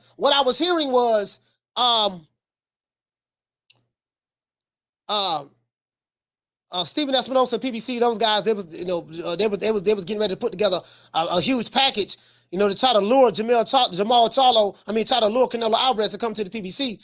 and this what I said, man, they don't have anything to offer him because he got all the belts now. The only reason he came over there last time was to fight Caleb Plant. One fight deal, he beat him, and now he's gone. So now the tables have turned. He has a good working relationship. It's the same thing what people say about the PBC fighters. Well, they ain't gonna leave Al. They got a good relationship with Al. Okay, well, Canelo got a good relationship with Eddie Hearn. So you can't have it both ways. You can't sit back and say, if it's our fighters, who you don't own or possess and don't make no money out of, they supposed to stay with their company and anybody want to fight them, got to come over there. Okay, well, now Canelo has a good relationship with Eddie Hearn. Okay, if you want to fight him, y'all got to go over there now. What's good for the gander is good for the goose, right? True. That's all I'm saying. What's good for the gander is good for the goose. That's all I'm saying. Can't have it both ways. Shout out to Mr. Caldero. Hey, okay. We're dropping that quarter of a bam, dub on your boy. Hey, Leroy. Super chat received. Playtime's over, boy. He said, "Oh man, I can imagine how mad the Alphabet Boys are going to be about being in the UK." Yeah. You know, as a matter of fact, I'm hopefully I'm looking to take a trip in the UK next year myself. I'm waiting on the passport to come back. I've never been. I always want to go to the UK. I'm looking to go to London. Yeah, but you get what I'm saying though. So you know, you can't have it both ways. You can't sit back and say, "Yeah, man, I'll do good for all his fighters. Ain't nobody complaining, you know, because they got a non-disparagement clause. That's why, ain't nobody complaining. And you got to come over there and do what he say do. Okay, now Canelo's a cash cow in North America. You know, he's the guy. Everybody wants to fight him over here. Guess what? Now he got all the belt. You got to go over there and do what he say do. Can't have it both ways. You can't have it both ways. That's all I'm saying. You can't have it both ways. You can't sit back and say, okay, when it comes to Wakanda, you got to bow down to the leader of Wakanda and do what he say do. But then now, Canelo with Eddie Hearn, his side of the street, and you want him to leave and come out. No, y'all got to go over there now. That's how that works, right? You know, that's how that works, right? Shout out to Drew. Hey, okay. Dropping that quarter of a bam, dub on your boy. Hey, Leroy. Super chat received. Playtime's over, boy. He said they don't want Canelo to fight a soft touch after surgery from an injury. He said he has to fight a killer, but PBC guys get to fight unranked guys forever. Again, it is what it is. Like, you know, when you got this coat, you got these guys to cover. You know, these guys are like a coat. And that's what it is. It's like the Borg. Remember I used to watch Star Trek? They had the Borg. Everybody is everybody just a monolithic group of people. We all gotta think alike. And we're not. And in boxing, we're not. The fans are not a monolith. You get what I'm saying? But that's what it is. When you're a part of a cult, like following, you got it is what it is, man. You know, that's how it is. But as a matter of fact, let's look at the lights, man. I want to drop the phone. Let me drop this phone light right quick. Let me see what we got. Let me drop the phone line. We got to get the lights up. Phone line's open, 530-494-9636. 530-494-9636. Y'all hit the old boy, man. Hit me up. But you get what I'm saying, though? So, I think, I'm going to tell you where I'm going at with this. I think the best thing that happened was when Canelo gave his plans out, hey, look, I'm fighting my mandatory in May, and then I'm going back into fighting Dimitri Bivol in September. That let Stephen Espinosa, Al Haymon them know, look, Canelo off the table. Jermall Charlo, Caleb Plant, David Benavidez, y'all are going to have to fight each other now. I've been holding this off for years. I ain't got no more tomato cans for you. Y'all got to fight it. It got to be process of elimination now. So now all of a sudden, Canelo put his plans out. They say, you know, bam, David Benavidez and Caleb Plant, now they fighting each other. Canelo said at his last press conference that after the Triple G fight, he said those guys got to fight each other. I'm busy. They got to fight each other. So now I think that I'm just saying for me. I could be looking at this wrong, but I think I'm right. I think that the reality of the situation is set in. Look, man, we ain't going to get this dude, man. I can't get my welfare check. You know what I mean? Caleb Plant got the bag. You know, sources say he's still getting his money in monthly installments, weekly installments. That sources say, I don't know how true that is. But anyways, you know, sources say. But you get what I'm saying? So now he has to, you know, they ain't got no choice. You get what I'm saying? They ain't got no choice, dog. They ain't got no choice. You get what I'm saying? So I think by him doing it. Hey, shout out to Nelly Content. Nelly, what's going on, fam? I'm doing good, brother. I hope you and your family doing well. You know what I mean? So they don't have a choice. So now they are in a position that they're forced to fight each other. Shout out to Rick. Rick, what you say, fam? Rick say, he said, why didn't Canelo fight Jermall when he was his mandatory for over 2 years? How can you be a mandatory for over 2 years? He said, why did Canelo drop the belt instead? Jermall still has that belt, and Jermall needs to step it up himself too. He must. Okay, so my question to you, Rick, would be this. You say over 2 years. How can you be a mandatory for 2 years and the mandatory not get enforced? That's one. Two, I remember an interview. I actually got the video. I got it saved. What Jermall Charlo said, I never turned down a Canelo fight. I never do that. Because he said his brother turned down the Canelo offer. He got an offer to fight Canelo. And Jermall Charlo, I have it on video when he was snapping on his brother. He was inside his gym, inside his house, and he said that, right? Now, that's what Jermall Charlo said. Unless Jermall Charlo was lying, I don't know. But then too, I look at, okay, who did Canelo fight? I know he fought Daniel Jacobs, slick black fighter. He fought Triple G, who was the best middleweight at the time in the division. Who all did he fight? I think he fought Daniel Jacobs, Triple G. No, he fought Sergey Kovalev, the Crusher. I gotta look and see who he fought. And then what I want to do, Rick, is look at what did Jermall Charlo do? Who did Jermall Charlo fight? Well, I kind of already know who Jermall Charlo fought because I looked at his resume. You get what I'm saying? So Jermall Charlo, he could have fought Daniel Jacobs. He didn't fight him. So you gotta hold Jermall Charlo accountable for that, because Canelo fought Daniel Jacobs, and Triple G fought Daniel Jacobs. And Daniel Jacobs came from where? The PBC. True. Daniel Jacobs was a PBC fighter. You feel me, Rick? I don't know if you remember that. Daniel Jacobs was a PBC fighter. Remember when he stepped to Jermall Charlo? He said, I'm touching M's. Daniel Jacobs told Al Haymon, man, look here, man. I'm finna go to the zone. They paying me millions of dollars. I'm fixing to go fight, man. I'm not staying over here on the PBC island. And he left. Remember that? And Daniel Jacobs stepped to him. He said, look, man, what we doing? We gonna keep going back and forth? What we doing? Remember that? He could have fought Daniel Jacobs. He didn't fight him. Slick black fighter. But doggone Canelo fought him. So that's what I'm looking at. So let's see what you get what I'm saying? So that's all I'm saying, fam. That's all I'm saying.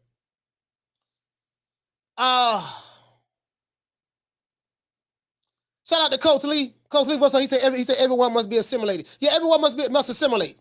That's the mentality that they have here. Like we the Borg. Everyone got to assimilate. He said Jacobs wasn't undefeated. What does that have to do with Jacobs not being undefeated? What I don't get it. Like what's your point? He said Andrade and Jermall are. Yes, I recall Jacobs. Yeah, but Jacobs not being undefeated. What did that have to do with anything though? Like you saying only undefeated fighters should fight undefeated fighters? Like I don't get it, bro. I don't get it. What are you saying when you say that? Shout out to Drew. Hey, okay. Dropping that $2. Bam, super chat on your boy. Hey, Leroy. Super chat received. Playtime's over, boy. What did it say, Drew? You say Jermall turned down the Zone, Oscar, and the Zone, Hearn and Oscar offers. Yeah. Shout out to Yayo. Hey, okay. Dropping that $2. Bam, super chat on your boy. Hey, Leroy. Super chat received. Playtime's over, boy. Hey, what to say, Yayo? You say Charlo was on the wrong side of the street, coach. Boy, hush. Down from the bar, there's a platform stage. People pimping, sharp as razor blades. Hey, I'm gonna tell you somebody else who was over there. I'm gonna tell you somebody else who was over there with the PBC, who y'all probably don't remember. Beterbiev, Artur Beterbiev. True. The PBC had Artur Beterbiev. Did y'all know that? I was looking at doing some research. The PBC had Artur Beterbiev. The man couldn't get no fights. Guess what? He ended up leaving. He got up out of that contract real quick. Like he like, man, look here, man, I ain't over here with it. Cause Beterbiev want the smoke. He want the smoke, and they hiding fighters from him. Hiding fighters, these slick black fighters y'all talking about, they hiding them from him. Man, Beterbiev said, man, let me get the hell up out of here, man. But Beterbiev got up out of there because he didn't fit in Wakanda, probably because he was white. He didn't fit in Wakanda. And now Caleb Plant is white, but he really black because they know they adopted him because he's from the hood and stuff like that. But outside of that, but they and then Darren Chenko, you know, he lose all his step on fight. But you get what I'm saying though. So but Turbiev used to be a PBC fighter. I don't know if y'all remember that. Shout out to the Mark. He said they got rid of Turbiev because they refused to do in-house fights with him. Yeah.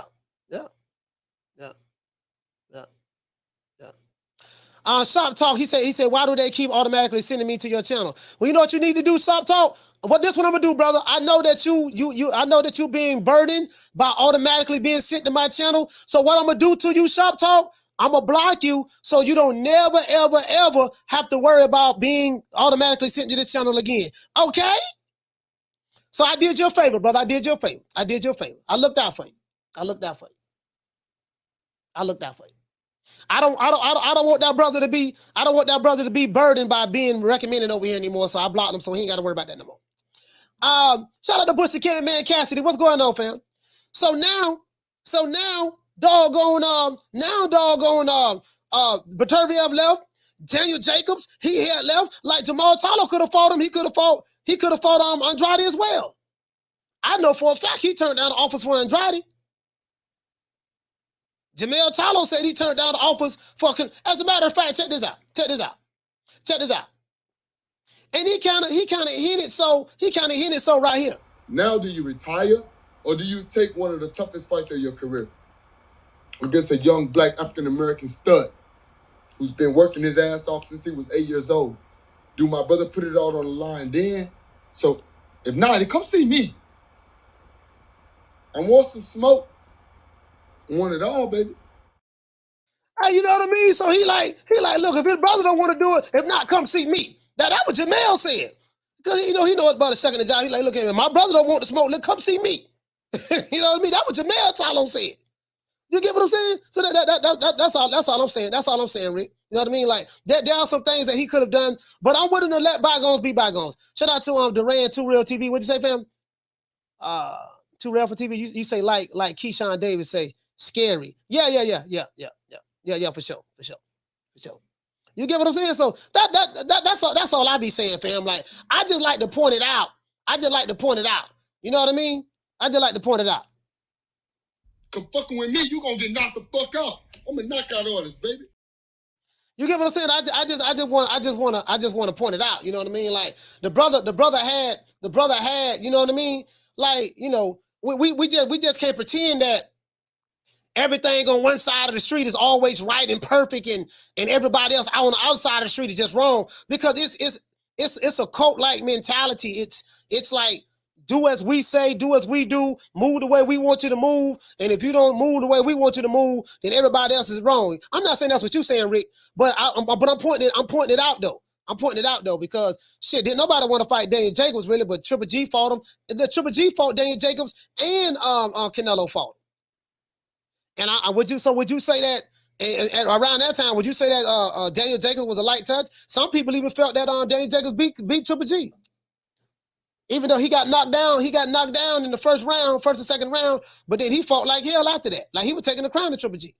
You get what I'm saying? It went 12 rounds. So some people felt like that, but I'm saying, like, he could have fought those guys. And that dude was a PBC fighter, fam. So that just, that's just the way I see it. But 2023, check this out. Rick, 2023, I don't want no, 2023 is the year of no excuses.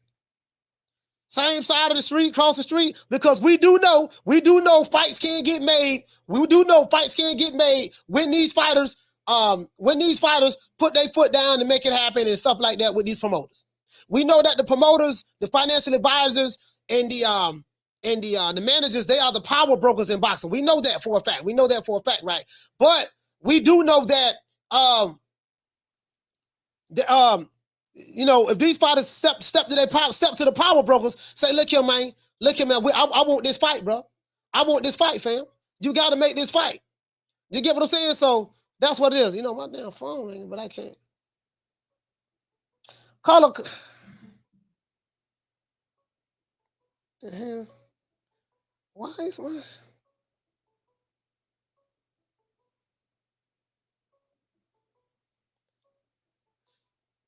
Hold on, guys. Hold on. For some reason, my phone tripping. I got everything forwarded to my phone, but why is it doing that? Hold on, guys. Hold on.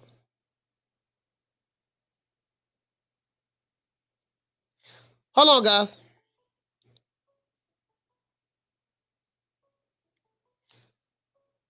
I see you calling in, caller. Hold on. Hold on. I see you calling in, caller. Hold on, fam. Hold on. Hold on. I see you calling in. Hold on. Let me see. Let me call. You know what? Know what I'm about to do? Let me call you, caller. Let me call you. Let me call you right back. Let me call you. Hold on. Hold on. Hold on.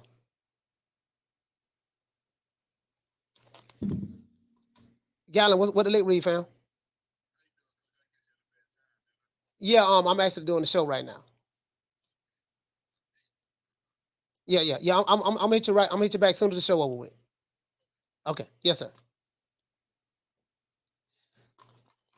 My thing, people calling into the show, it's going straight to voicemail, which is crazy. Let me call you back, fam. Let me call you right back, brother. Hold on. Whoever calling in, let me call you right back, brother. I apologize. I'm having some technical difficulties right now. Don't worry about it. I'm calling you right now. And the people gonna be able to hear you. And the people gonna hear you. Hey, salute, brother. What's going on, man? This Coach Malachi Williams, man. New Media Today, USA Boxing, man. I'm sorry about that. I'm having technical difficulties. I'm having technical difficulty with the phone right now. It's going straight to voicemail. Everything straight, fam. Go ahead.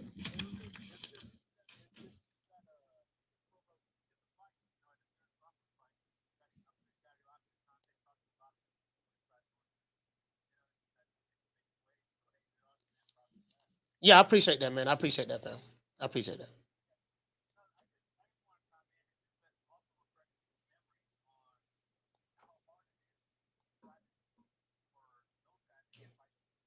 Yeah.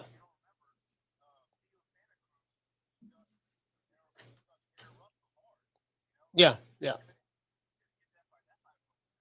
Yeah.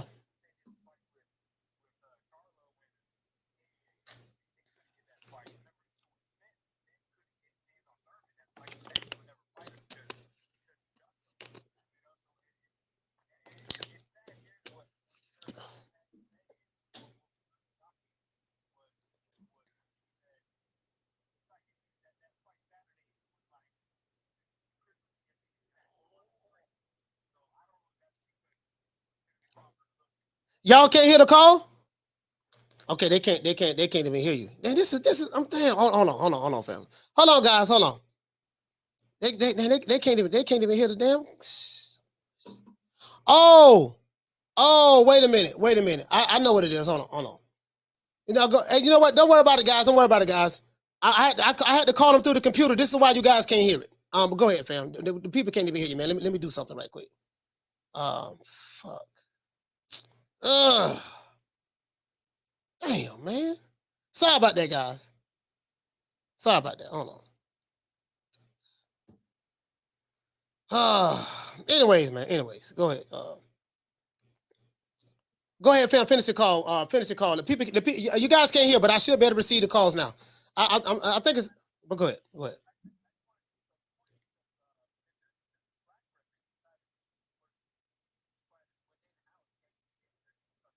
Okay.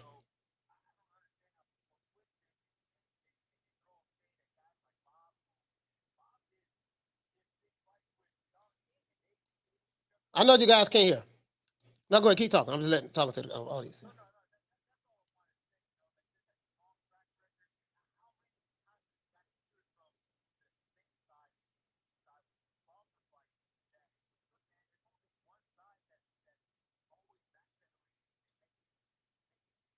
Mm-hmm.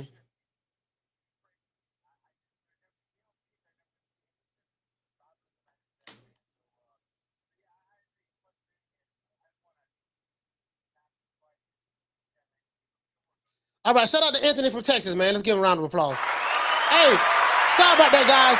Anybody call in now? Anybody call into the show now, man? We should be able to get the calls in. I'm sorry about that, guys. I'm having some goddamn technical difficulties. So when I call through the computer, when I call on the show, call on here, you guys can't hear it. So when you call now, anybody call now, we should be able to hear it now. We should be able to hear it now. My fault. That was my fault. Hey, shout out to Zepper. Hey, okay. For dropping that half of bam, dub on your boy. Hey, Leroy.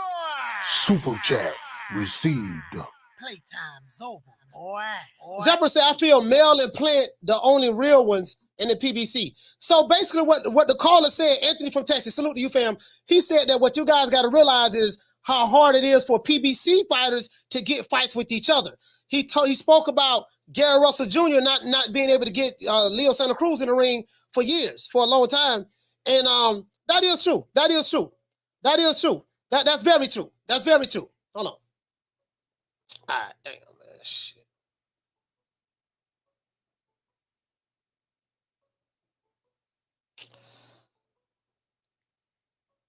Call back.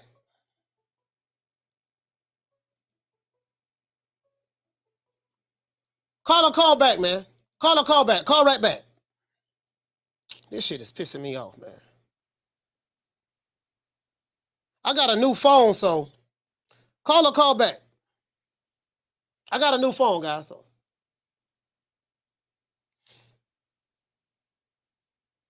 Hey, what'd it say? Hey, what'd it say, Zephyr, you say hit your mic? No, it's not the mic. It's not the mic, fam. It's not the mic. It's not the mic. I got a new phone, so. Hey, what'd it say, Simeon? You say turn the phone off and back on? Yeah, I might have to do that. You know what? I might have to do that, fam. I might have to do that. Hey, but Rick, what you say, fam? You said Benavidez surely would beat Plant, knowing Canelo is the prize. Plant is in trouble, but will Canelo accept the fight, though? You know what, though? That's a good question right there, Rick. That's a good question right now. We'll see. But I ain't gonna lie, man. I kind of think, you know, I kind of think people sleeping. I kind of think people sleeping on Caleb Plant, man. I kind of think people sleeping on Caleb Plant, man. Like I really believe that, man. I really believe that, fam. I really believe that. All right, let me do this. Let me do this.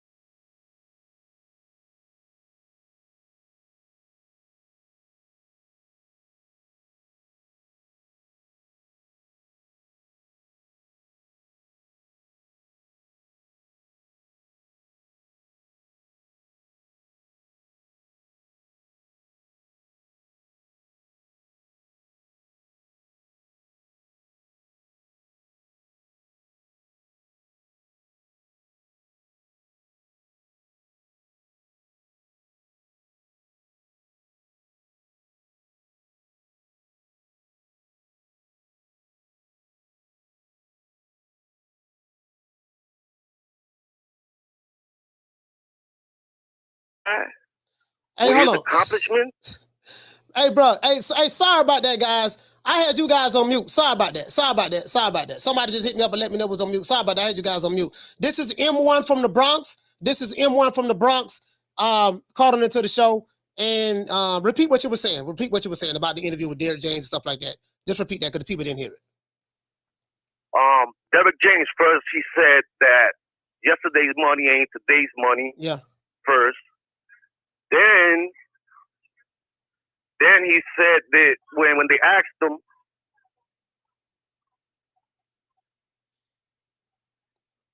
Go ahead, I hear you. Then when they asked him, so what is Earl gonna do next? Mm-hmm. He was like, I just hold the mids. I don't do business. I'm like, what the hell? Like, you just talking about business, that the fight ain't gonna happen, but now you're talking about that you just hold the mids. You know what I'm saying? So that shit had me like confused. Like, this dude is fucking the fuck out. They don't want that fight anyway. I had like 10% chance that the fight was gonna happen, but now I know that shit ain't gonna happen. But another thing is that I wanted to say was that if Terence Crawford, if he was Puerto Rican, like, you know how many fans he would have had with his accomplishments? Yeah. I don't understand how you get all this hate. I don't, you know what? No, but this is the thing though, right? No, this is the thing. This is not hate from different nationalities. That's what I'm saying. From the same black people. This is hate from black. This is hate from, you know, I call it, this is hate from a certain, because I don't want to say. I've been watching you. I've been watching you. I watch you all the time. Yeah, but so you I get what I'm saying. I know what you say. Yeah, you know what I'm saying. So yeah, so this is hate from a certain group of people online. It's not that many. It's not that many of them. I understand that. That's what I'm saying. To these Earl sexuals, they, you know what I'm saying. That's a good name that you named them. You know what I'm saying? Because with Terence's accomplishments, I'm just saying, because you know what I'm saying. A lot of people don't know. Well, a lot of Puerto Ricans don't know where they come from or whatever. You know how it goes. But, you know what I'm saying? I know where my family comes from. With his accomplishments, if his family would have came through Puerto Rico, like my African family came through Puerto Rico, he would have been the man. Like, I don't understand the hate. Well, you know, the hate is within Black America. Not all blacks, but within Black America, You're right. we have a group of people, You're right. you know, and we practice self-hatred. We hate each other with a passion. We murder, kill, rob, rape, do everything to each other. And you're seeing a fragment of that's going on online. This is what it is. They practice racial double standards. You know, the racial double standards is very, very clear. It's a culture of ignorance, foolishness, death, destruction. No, you're absolutely right about that. Promote, because Joshua gets mad love over there. It don't matter if he fights Chisora or whoever he fights over there. He gets love from them. You know what I'm saying? They all get love. So yeah, it is America's hate. Yeah, just it is. It's the culture in Black America. That's just the reality of the situation. No, you're right. You're absolutely right, man. That's all I wanted to say, Coach, man. Hey, keep up the good work, man. Yeah, shout out to M1 from the Bronx, man. BX, stand up, man. BX, stand up, man. Sorry about that, guys. Sorry about that. Hey. Yeah, you get what I'm saying, though. And you know, I talk about this culture all the time. I say, man, I tell you guys, I say there's a difference between black people and niggas. You have black people, then you have niggas. And the problem is we have more niggas in America than blacks. I'm talking about Black Americans. And we're like 3-4 generations deep of it. And it came from a lot of the policies that was passed in the late 50s all the way up to now. And this is what's been produced. The family household has been broken apart. We don't believe in the nuclear family. In America, we promote some of the most, I'm talking about within the Black American culture, we promote some of the vilest things, as it relates to what the women promote, what they practice, what they believe in. The men, the younger men practice, believe in, and this just what it is. And I call it the way I see it, fam. I can't sugarcoat it. I can't sugarcoat it. So there's no other cultures really. I'm not saying that there ain't no Hispanics that don't like Crawford or any whites that don't like Crawford. But I'm saying the hatred and the vitriol is coming from us. It's coming from us. It's coming from us. Yep. So that's the way I see it anyways. Nobody have to agree with me, but that's the way I see it. That's the way I see it.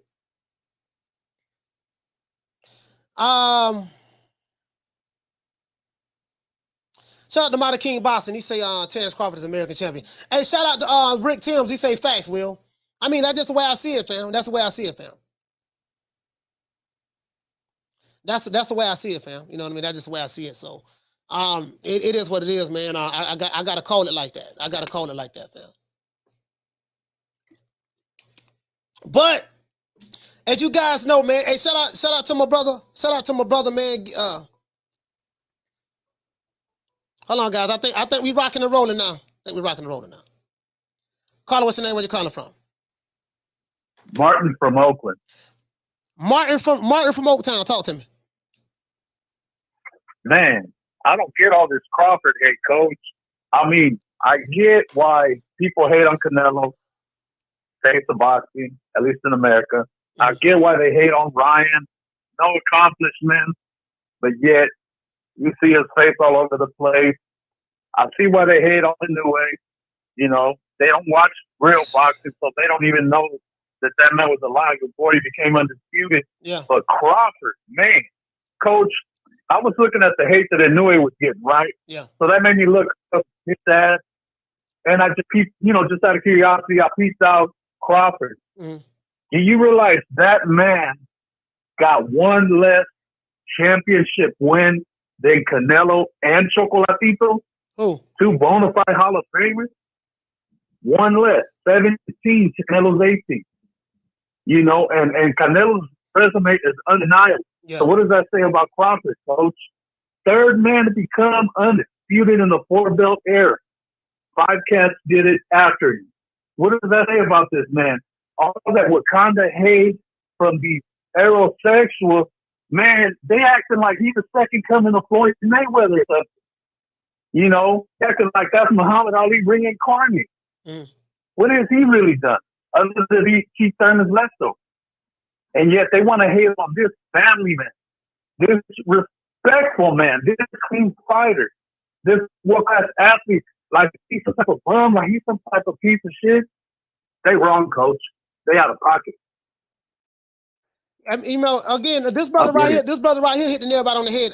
Hey, Martin from Oakland, thank you for calling in, fam. Salute to you, my brother. Salute. Shout out to Martin from Oakland, man. Oaktown. Hey, shout out to Zepper. Shout out to Zepper. Hey, okay. Dropping that half for bam, dub on your boy. Hey, Leroy. Super chat received. Playtime's over, boy. Zepper, you hit the nail right on the head. You say most blacks are still in tribalism. Yeah, Black America is very tribalistic. We're very tribalistic. With tribes within tribes within tribes. We're very, very tribalistic, right? And there's levels to it. Again, I tell you, there's black people and there's niggas, and there's a difference. There's a huge difference. And the thing is the nigga is the lower self. Is the negative aspect of it. When you have been broken down to the least common denominator, that's when you become. You become terrorists in your own neighborhood. You attack anything that looks like you. But when people who don't look like you come around, you fearful of them. But you have so much energy towards people who look like you. You're non-productive in your communities. You value dysfunction. Like I was talking to Steve Kim, right? And when I was growing up in the 80s, we had family TV shows. You had the Cosby Show. I don't want to venture off of boxing, but I'm going somewhere with this. You had the Cosby Show. You had Family Matters, A Different World, stuff like that, right? And I remember when I was growing up, people in the hood used to be like, "Oh man, don't nobody care nothing about no Cosby. That ain't even reality. A black man that's a doctor, a black woman that's a lawyer, and they had a black family, the kids, and they used to sit out at the table and eat dinner together and stuff like that."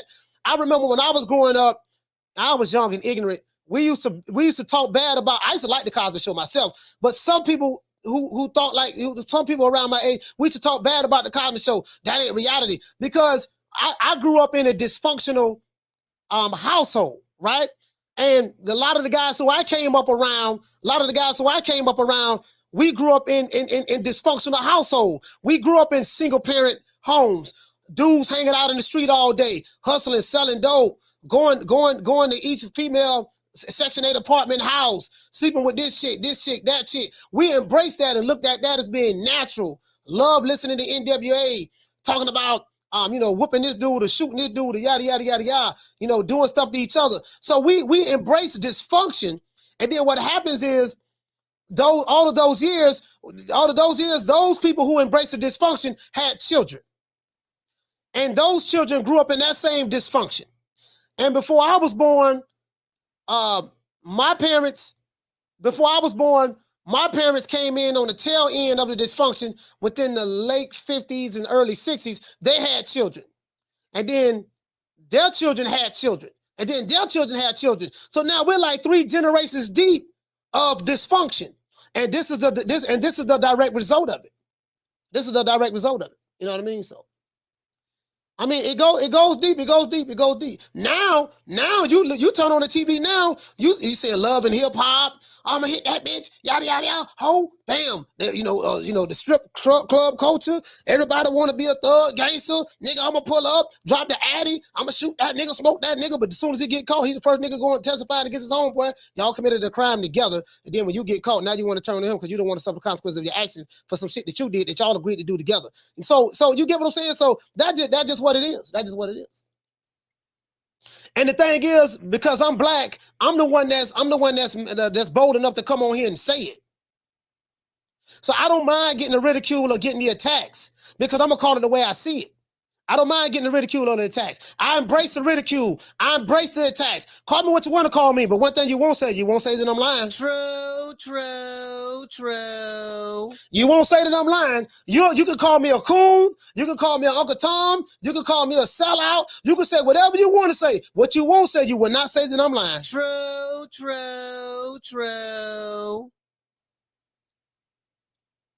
These are the facts. I'm gonna give you the real, man. It is what it is, man. I'm not gonna compromise on it. I'm not gonna compromise on it. It is what it is. And what did you say, Rick? You say, Will, I'm so comfy with stating the unpopular truth. It is what it is, fam. It is what it is, fam. It is what it is. It is what it is, fam. This dude right here, what'd he say? He said, you just talk, old nigga, which is fine. We all become an old nigga someday. Okay. I'm not an old nigga, sir. I'm not an old nigga. I used to be a nigga. I'm a reformed nigga. I used to be a nigga. I know you a troll, but I'm gonna let you hang around though. But no, sir, I'm not an old nigga. You might be a nigga, but I'm not an old nigga. I'm a black man, sir. I'm a black man. You probably one of them Wakanda niggas. But I'm glad that you're over here giving me your lunchtime hours. But I just want you to know, sir, if you are one of those niggas, I hate niggas with a passion. I hate niggas. I love black people, but I hate niggas. So this might not be the channel for you, Talk. You might want to go back to Fag Nons. You might want to go back to Fag Nons channel. And that's if you're trolling. If you're trolling. I'm not sure. Shout out to Mary and G. You say, what you say? You say, nah, spoiled people who are completely unaware of it. All of us here are blessed. You never know true hardships. When it was the last time you went a day without putting food on your children's table. Okay. Shout out to Zepper. Okay. For dropping another half for bam, dubbing your boy. Hey, Leroy. Super chat received. Playtime's over, boy. Zepper say blacks, we look for differences in each other. He say this one light skin, this one dark skin, exaggerate, etc. Yeah, exactly. Like there's no building. There's no building amongst us. Like the ignorance to the highest degree is embraced. Dysfunction to the highest degree is embraced. Anything keeping it real, ignorant is embraced. And this is what you have online. The online, this is what it is. This is what it is. I'm just being honest with you, fam. I'm just being honest with you. This is what it is. We three generations removed from black people in America. And we got the nigga generation now. And you can tell the way they talk, what they say. You tell what they talk, what they say. That's why I call them Wakanda niggas online. That's what they are. And what you say, Food Revolution, what it say, sis? You said we used to have more balance in Black Hollywood. You said we used to have more balance in Black Hollywood, the comedy sitcoms. Yeah, there's no balance now. Now it's just overall, the ignorance is at an all-time high. Carla, what's your name? Where you calling from? What up, my guys? Fee on the tube. Fee on the tube. Talk to me, sis. You remember that live? I don't know if you've seen it. I think it was last year or the year before. Jermall Charlo and Jermall Charlo was on live together, and they were talking about Demetrius Andrade, and they were saying, and Jermall was like, I hate Demetrius Andrade. I hate him with a passion. Like, we're not fighting him. Where that boy from? He from Providence, Rhode Island. we ain't giving Providence, Rhode Island no money. Like it's like a real, you know. And I was wondering, where is all this anger from, coming from for Demetrius Andrade? And then I remember that, they had a fight lined up prior, and Andre rather pulled out of the fight. But personally, I don't feel like it's enough for them to hate him like that. But my thing with Jermall Charlo is they really need each other. They need each other. They need to fight each other. It'll get their names back up there, and also it'll just be a big fight. Like they've been needed to fight each other. You know what I'm saying? Yeah. And the disrespect that Demetrius Andrade has endured in boxing, like maybe the past years with Canelo telling him, man, get the fuck out of here. Just all the disrespect, he has endured. It's a little disheartening. I'm sending graces. I know. I'm sending grace to Demetrius Andrade because he can't catch a break. But as far as Jermall Charlo goes, yeah, he's going. Listen, you talk all this smack about Demetrius Andrade, but y'all need each other. Y'all need to go. They might as well go ahead and fight. They both in the same boat. You know what I'm saying? He's gonna have to tuck his pride to the side, and I feel like they both on. Demetrius on PBC now. That's a fight that needs to happen. You know what I'm saying? It's for real. That simple. Yeah, that's like it makes perfect sense. I'm mad we didn't get to see Jermall and Jarrett Hurd. You remember when Jarrett Hurd slapped the shit out of Jermall? Jarrett Hurd? Yeah. I think I said it, yeah. No, he did. He slapped the shit out of him. You know why? Because he was calling that man wife the B word and all that for no reason, just angry. And then, Jermall got pushed by Benavidez. So, they need to take this anger out in the ring. Jermall needs to get off. You know what I'm saying? So I would like to see Demetrius Andrade and Jermall once and for all get off and do what they got to do. And as far as the black community go, we already know how that go. Black people will never admit, fully that they are the problem of their own community. Even when they do admit it, and I'm already on record saying this, so I'm going to repeat it one more time. Even when they do admit it, but they start forming their little group, they can't get along long enough to, you get what I'm saying? Yeah. To agree to disagree. They fight amongst the do-gooders, so it's just terrible. It's terrible. Like I said, it's a genetic malfunction. I ain't taking it back. I don't care who don't like it. I'm not all the way, black. My mother's a beautiful black woman, but I'm mixed 1,000 times on my daddy's side. So I've been around different races to see how they function. And black people, instead of always down at other races and being mad at other races, they actually can learn from them. But we won't do it. We refuse to progress. So I digress on that. But God bless everybody. I ain't gonna hold up the chat. I'll talk to y'all next time. All right, shout out to Field too. Give me just a round of applause. Duval County is BIH, man. Yeah, I had the young brother. I don't know how old his brother is. His brother named Talk. I don't know how old you is, brother. He said it seemed like the youth, it seemed like the elders, the old dudes let down the youth. Yes, that is true to a degree. We're like 3 generations deep with the buffoonery. So generations in the past have let down, like the generations before me let me down, and then a lot of the stuff that's going on now with the kids in their 20s and probably early 30s, they may feel like they have been let down, but at the same time, you're a grown man, you do know right from wrong, and you are the master of your own destiny.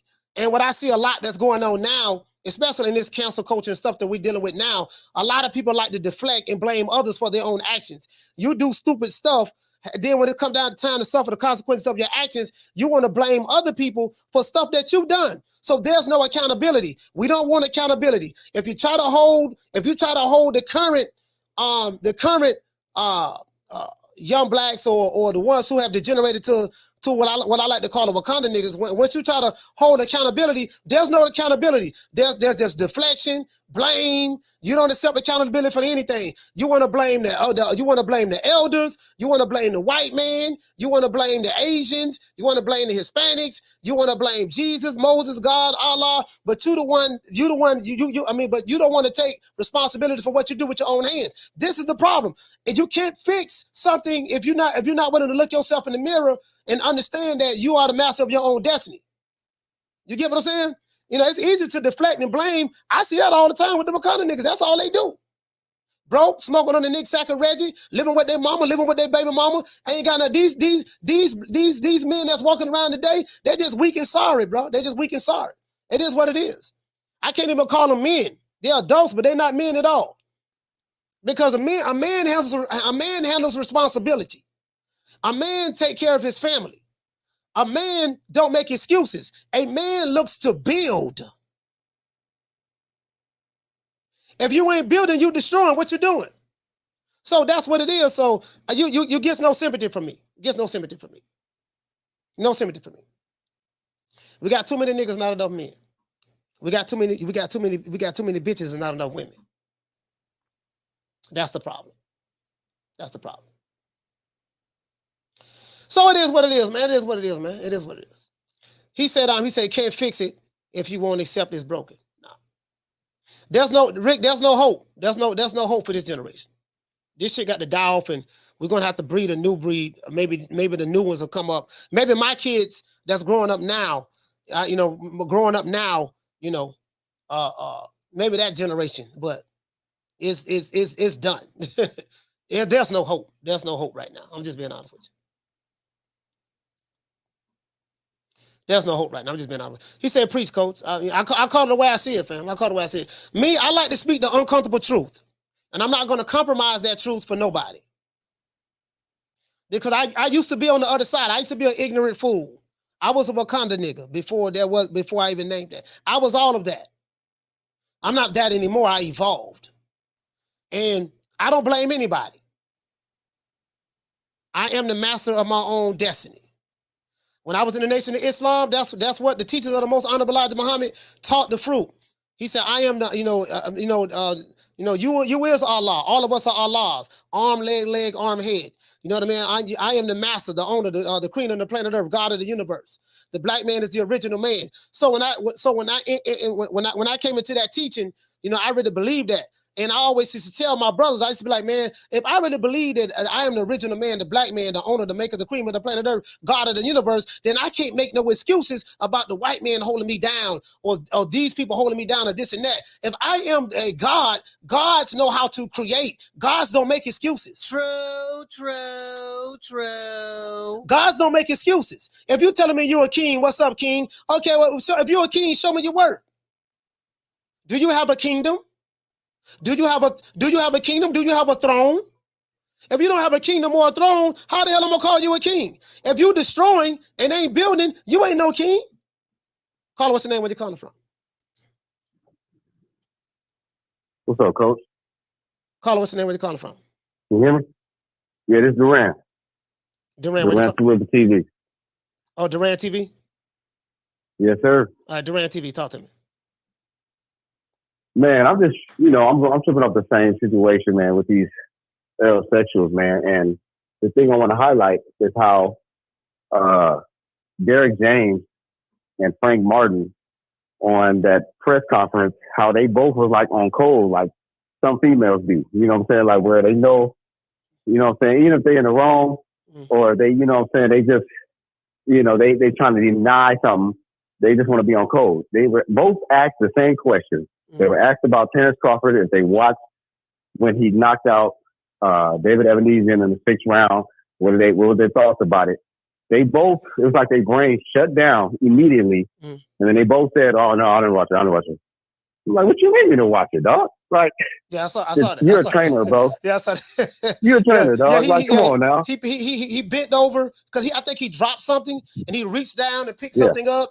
And then it was like, it's like he had a little nervous energy, he felt uncomfortable with the question. Very nervous energy. And then Frank Martin, same thing. His energy, he was just fine. As soon as he got asked about Terrence Crawford, his whole energy changed. And next thing you know, all of a sudden, oh no, I think I was training or something, man. I didn't even see it. Yeah. Come on, dog. Like, that's just a dead giveaway that they scared. You know what I'm saying? That's why I put in the comment, Keyshawn Davis style, man. They scary, man, because, you would think their energy would be like, you know what, man, that was a weak knockout. He fought a nobody. They would say something like that, but the fact that they couldn't even acknowledge that they even watched it, come on, man. I don't get it, bro.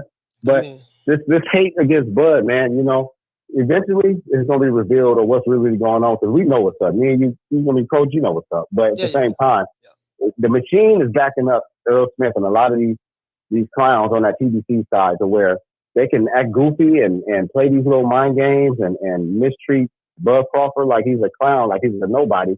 But if these heterosexuals saw the same thing, if Bud Crawford, his camp was the A side and they was lowballing Errol, and if Bud said, "Oh, no, but you want to settle for 80, 20, 70, 30, whatever we give you," they will be losing their mind.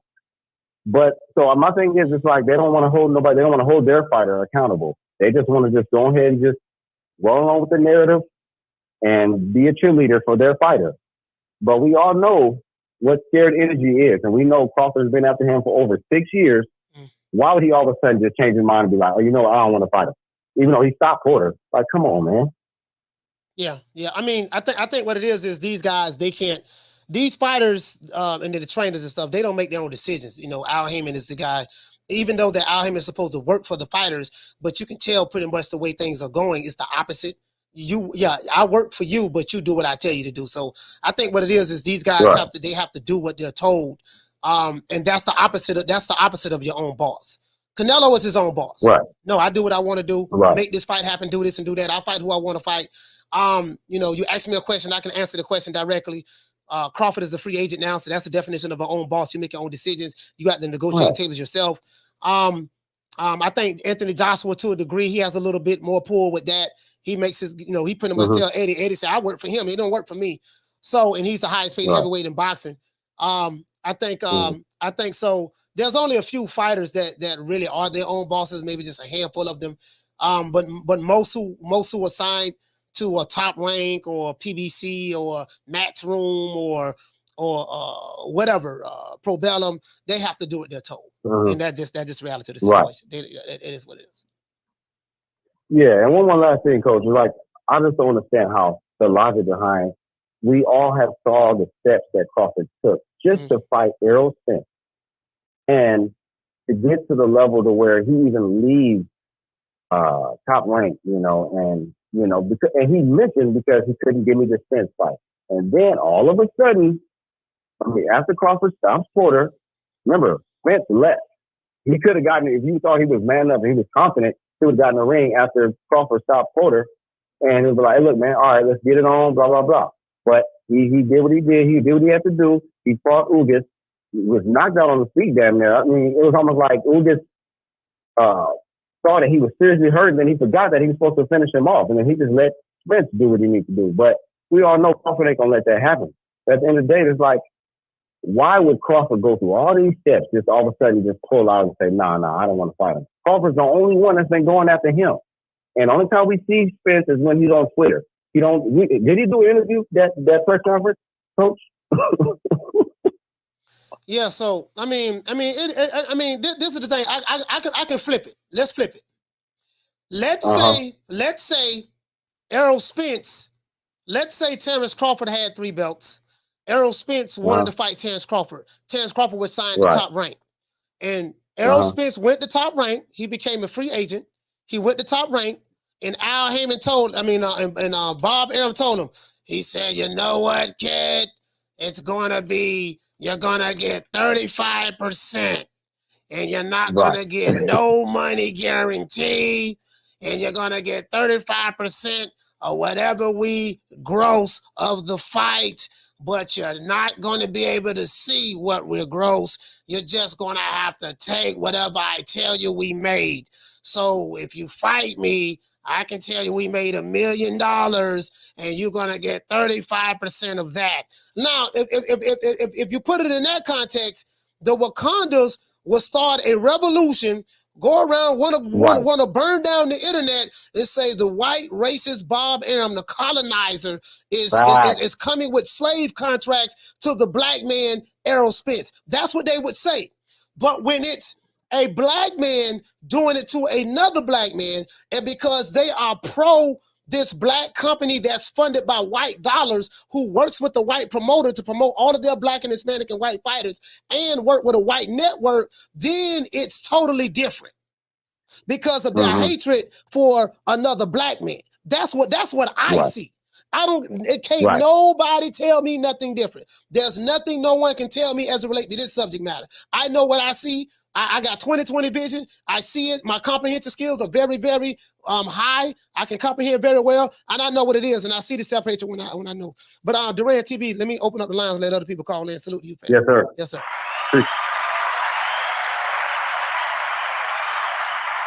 Shout out to World Comeback Sports. Shout out to World Comeback Sports, man. Shout out to World Comeback Sports.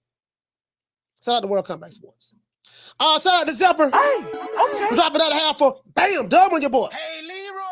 Super chat. Eric Gomez, Bomb Squad. Me and my dog with the Bomb Squad. Bomb Squad. To this day. Really though. True. Hey, what to say? He said, Coach, please give us Riley. Please give us Riley before you close. Yeah, I'm gonna do that, fam. I'm gonna do that. I'm into it, Riley. I got you.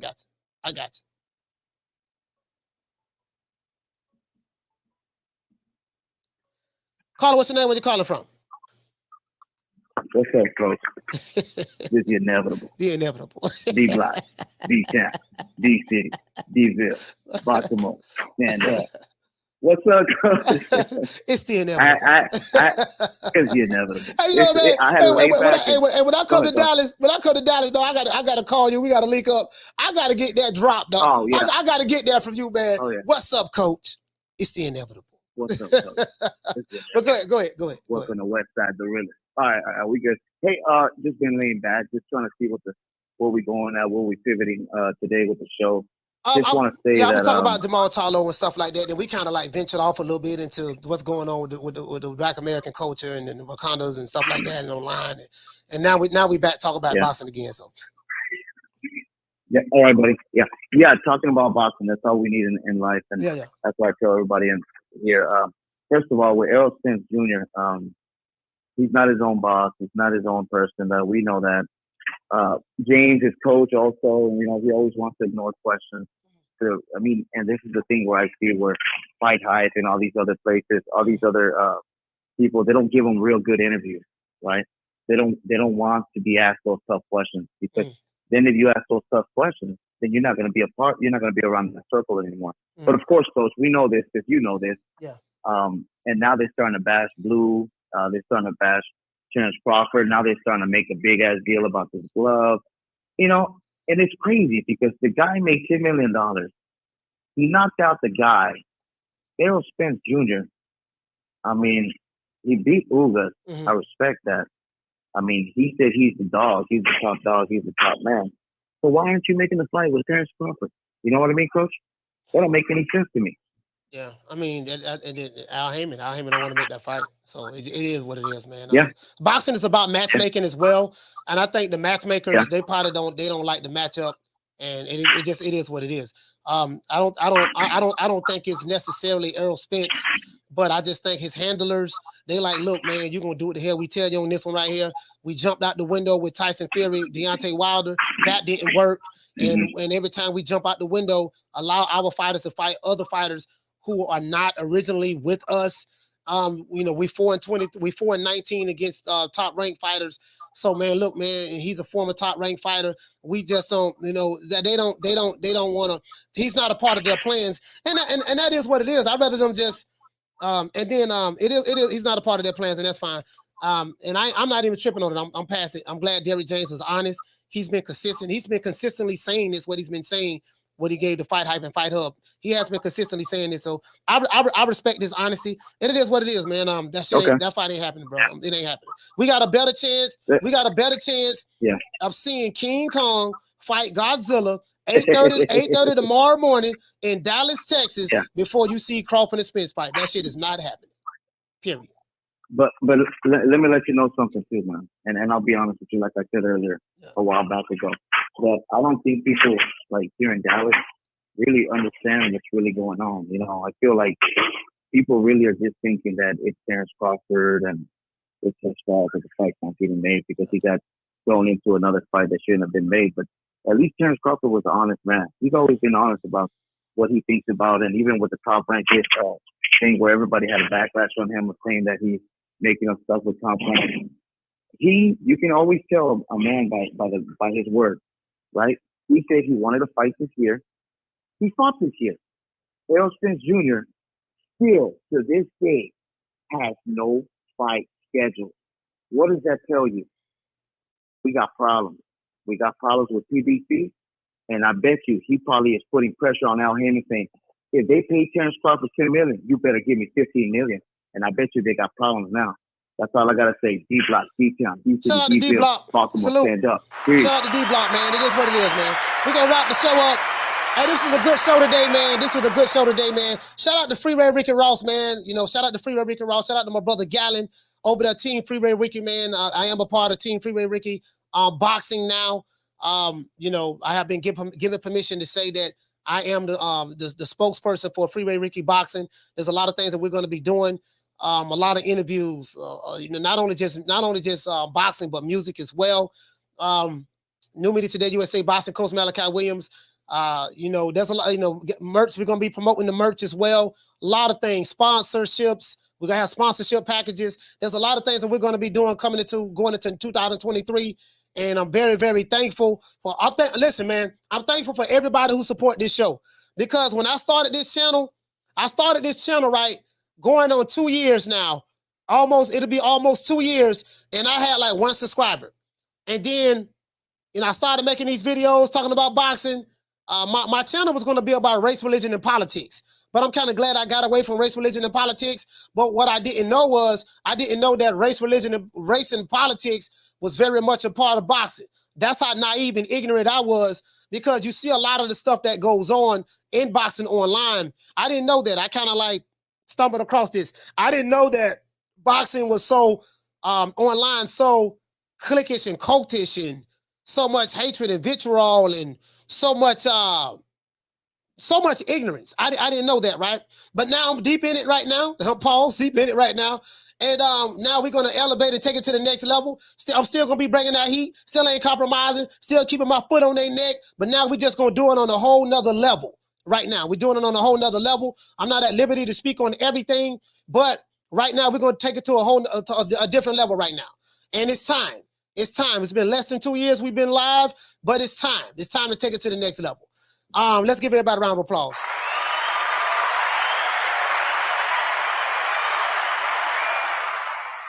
Hey, shout out to my main man, Timothy, man. Timothy, man, what's going on, fam? Salute to Timothy, man. He said, get on Spence head, tell him to F Thurman and go straight out the bud. I mean, I don't think he can, bro. Like, Timothy, I don't think it's that simple. He has to do what he's told. I don't think it's that simple, fam.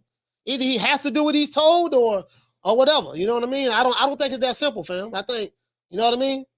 You know, I mean, like, now if it's somebody like a Deontay Wilder is a very, very, he's a boss. You know, Deontay Wilder, like, look, this is the fight I want. This is what I'm going after. He's very, very outspoken. So Wilder is kind of like, you know, he kind of like really is his own boss over there. No one talks like Wilder over there. You get what I'm saying? But outside of Wilder, man, it is what it is, man. We got to sit around. We got to wait. You know, we got to wait on whatever I'll say and this and that, even though he works for you. But you know what I mean? It is what it is, man. Shut that soft ass shit up. And the best man will win.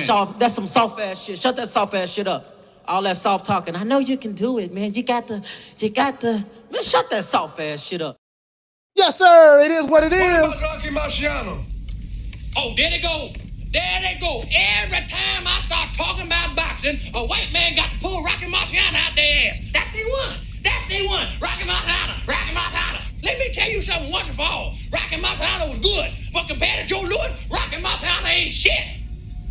He beat Joe Louis's ass.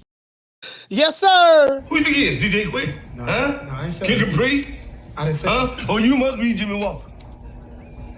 Blue, you ain't nothing.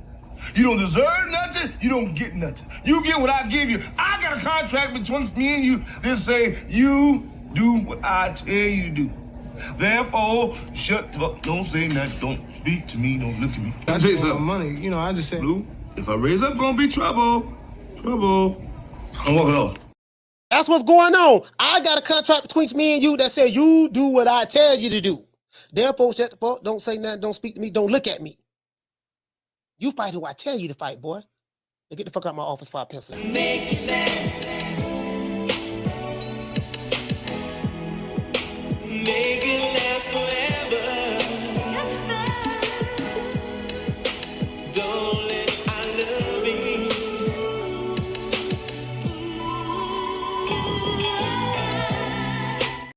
Shout out to my dog Booger Ray, man. Tank Davis gone, man. I feel so bad for my dog. Sunshine when Tank's gone. I'll smack the shit out in front of everybody. Only dark times for you. I would just throw Haney's name in the hat. There is no fucking hat. Ain't no sunshine when Tank's gone. I don't play them type of games. Leonard L.B. Why you always talking about me? Didn't you fucking learn your lesson from that? With AJ? Ain't no sunshine when Tank's gone. I'll knock that motherfucker's hole out. Period. Only dark times for you. Ain't no hats to throw nothing in here. We're running a fucking business. Ain't no sunshine when Tank's gone. You fucking idiot. Leonard L.B. Why you always talking about?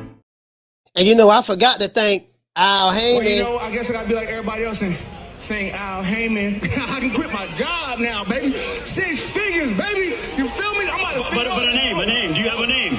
Oh, nah, I ain't got no name, you know. Name them names, man. They know who they is. Name them names, please. The names need to be named. They know who they is. The Mexican monster. We bring that heat over here, boy. Fuck with your soul like ether. Teach you the king, you know you. Godson across the belly. I prove you lost already. And to our ops, haters, and detractors, guess what? We got a special PSA for you from my dog, Riley. Look, fuck you. Fuck the plane you flew in on. Fuck them shoes. Fuck those socks with the bell on it. Fuck them cheap-ass cigars. Fuck your yuck mouth teeth. Fuck your hairpiece. Fuck your chocolate. Fuck Guy Ritchie. Fuck Prince William. Fuck the Queen. This is America. My president is black and my Lambo is blue, nigga. Now get the fuck out of my hotel room. And if I see you in the street, I'm slapping the shit out of you. And you know how we do it, man. Today, Friday, Patrice, tell a friend and tell a friend and tell another friend. Coach Malachi Williams and New Media Today USA Boxing. We are the hottest boxing daytime podcast on the YTBC. Once again, it's on. We see you guys tomorrow, man. You know, I don't know if I'm going to go live at 3 o'clock, but if I do, you will see me. Other than that, guys, I'll see you guys tomorrow. Don't meet me there, beat me there. Peace. Man, I'm out of here, bro. Let's go. Come on.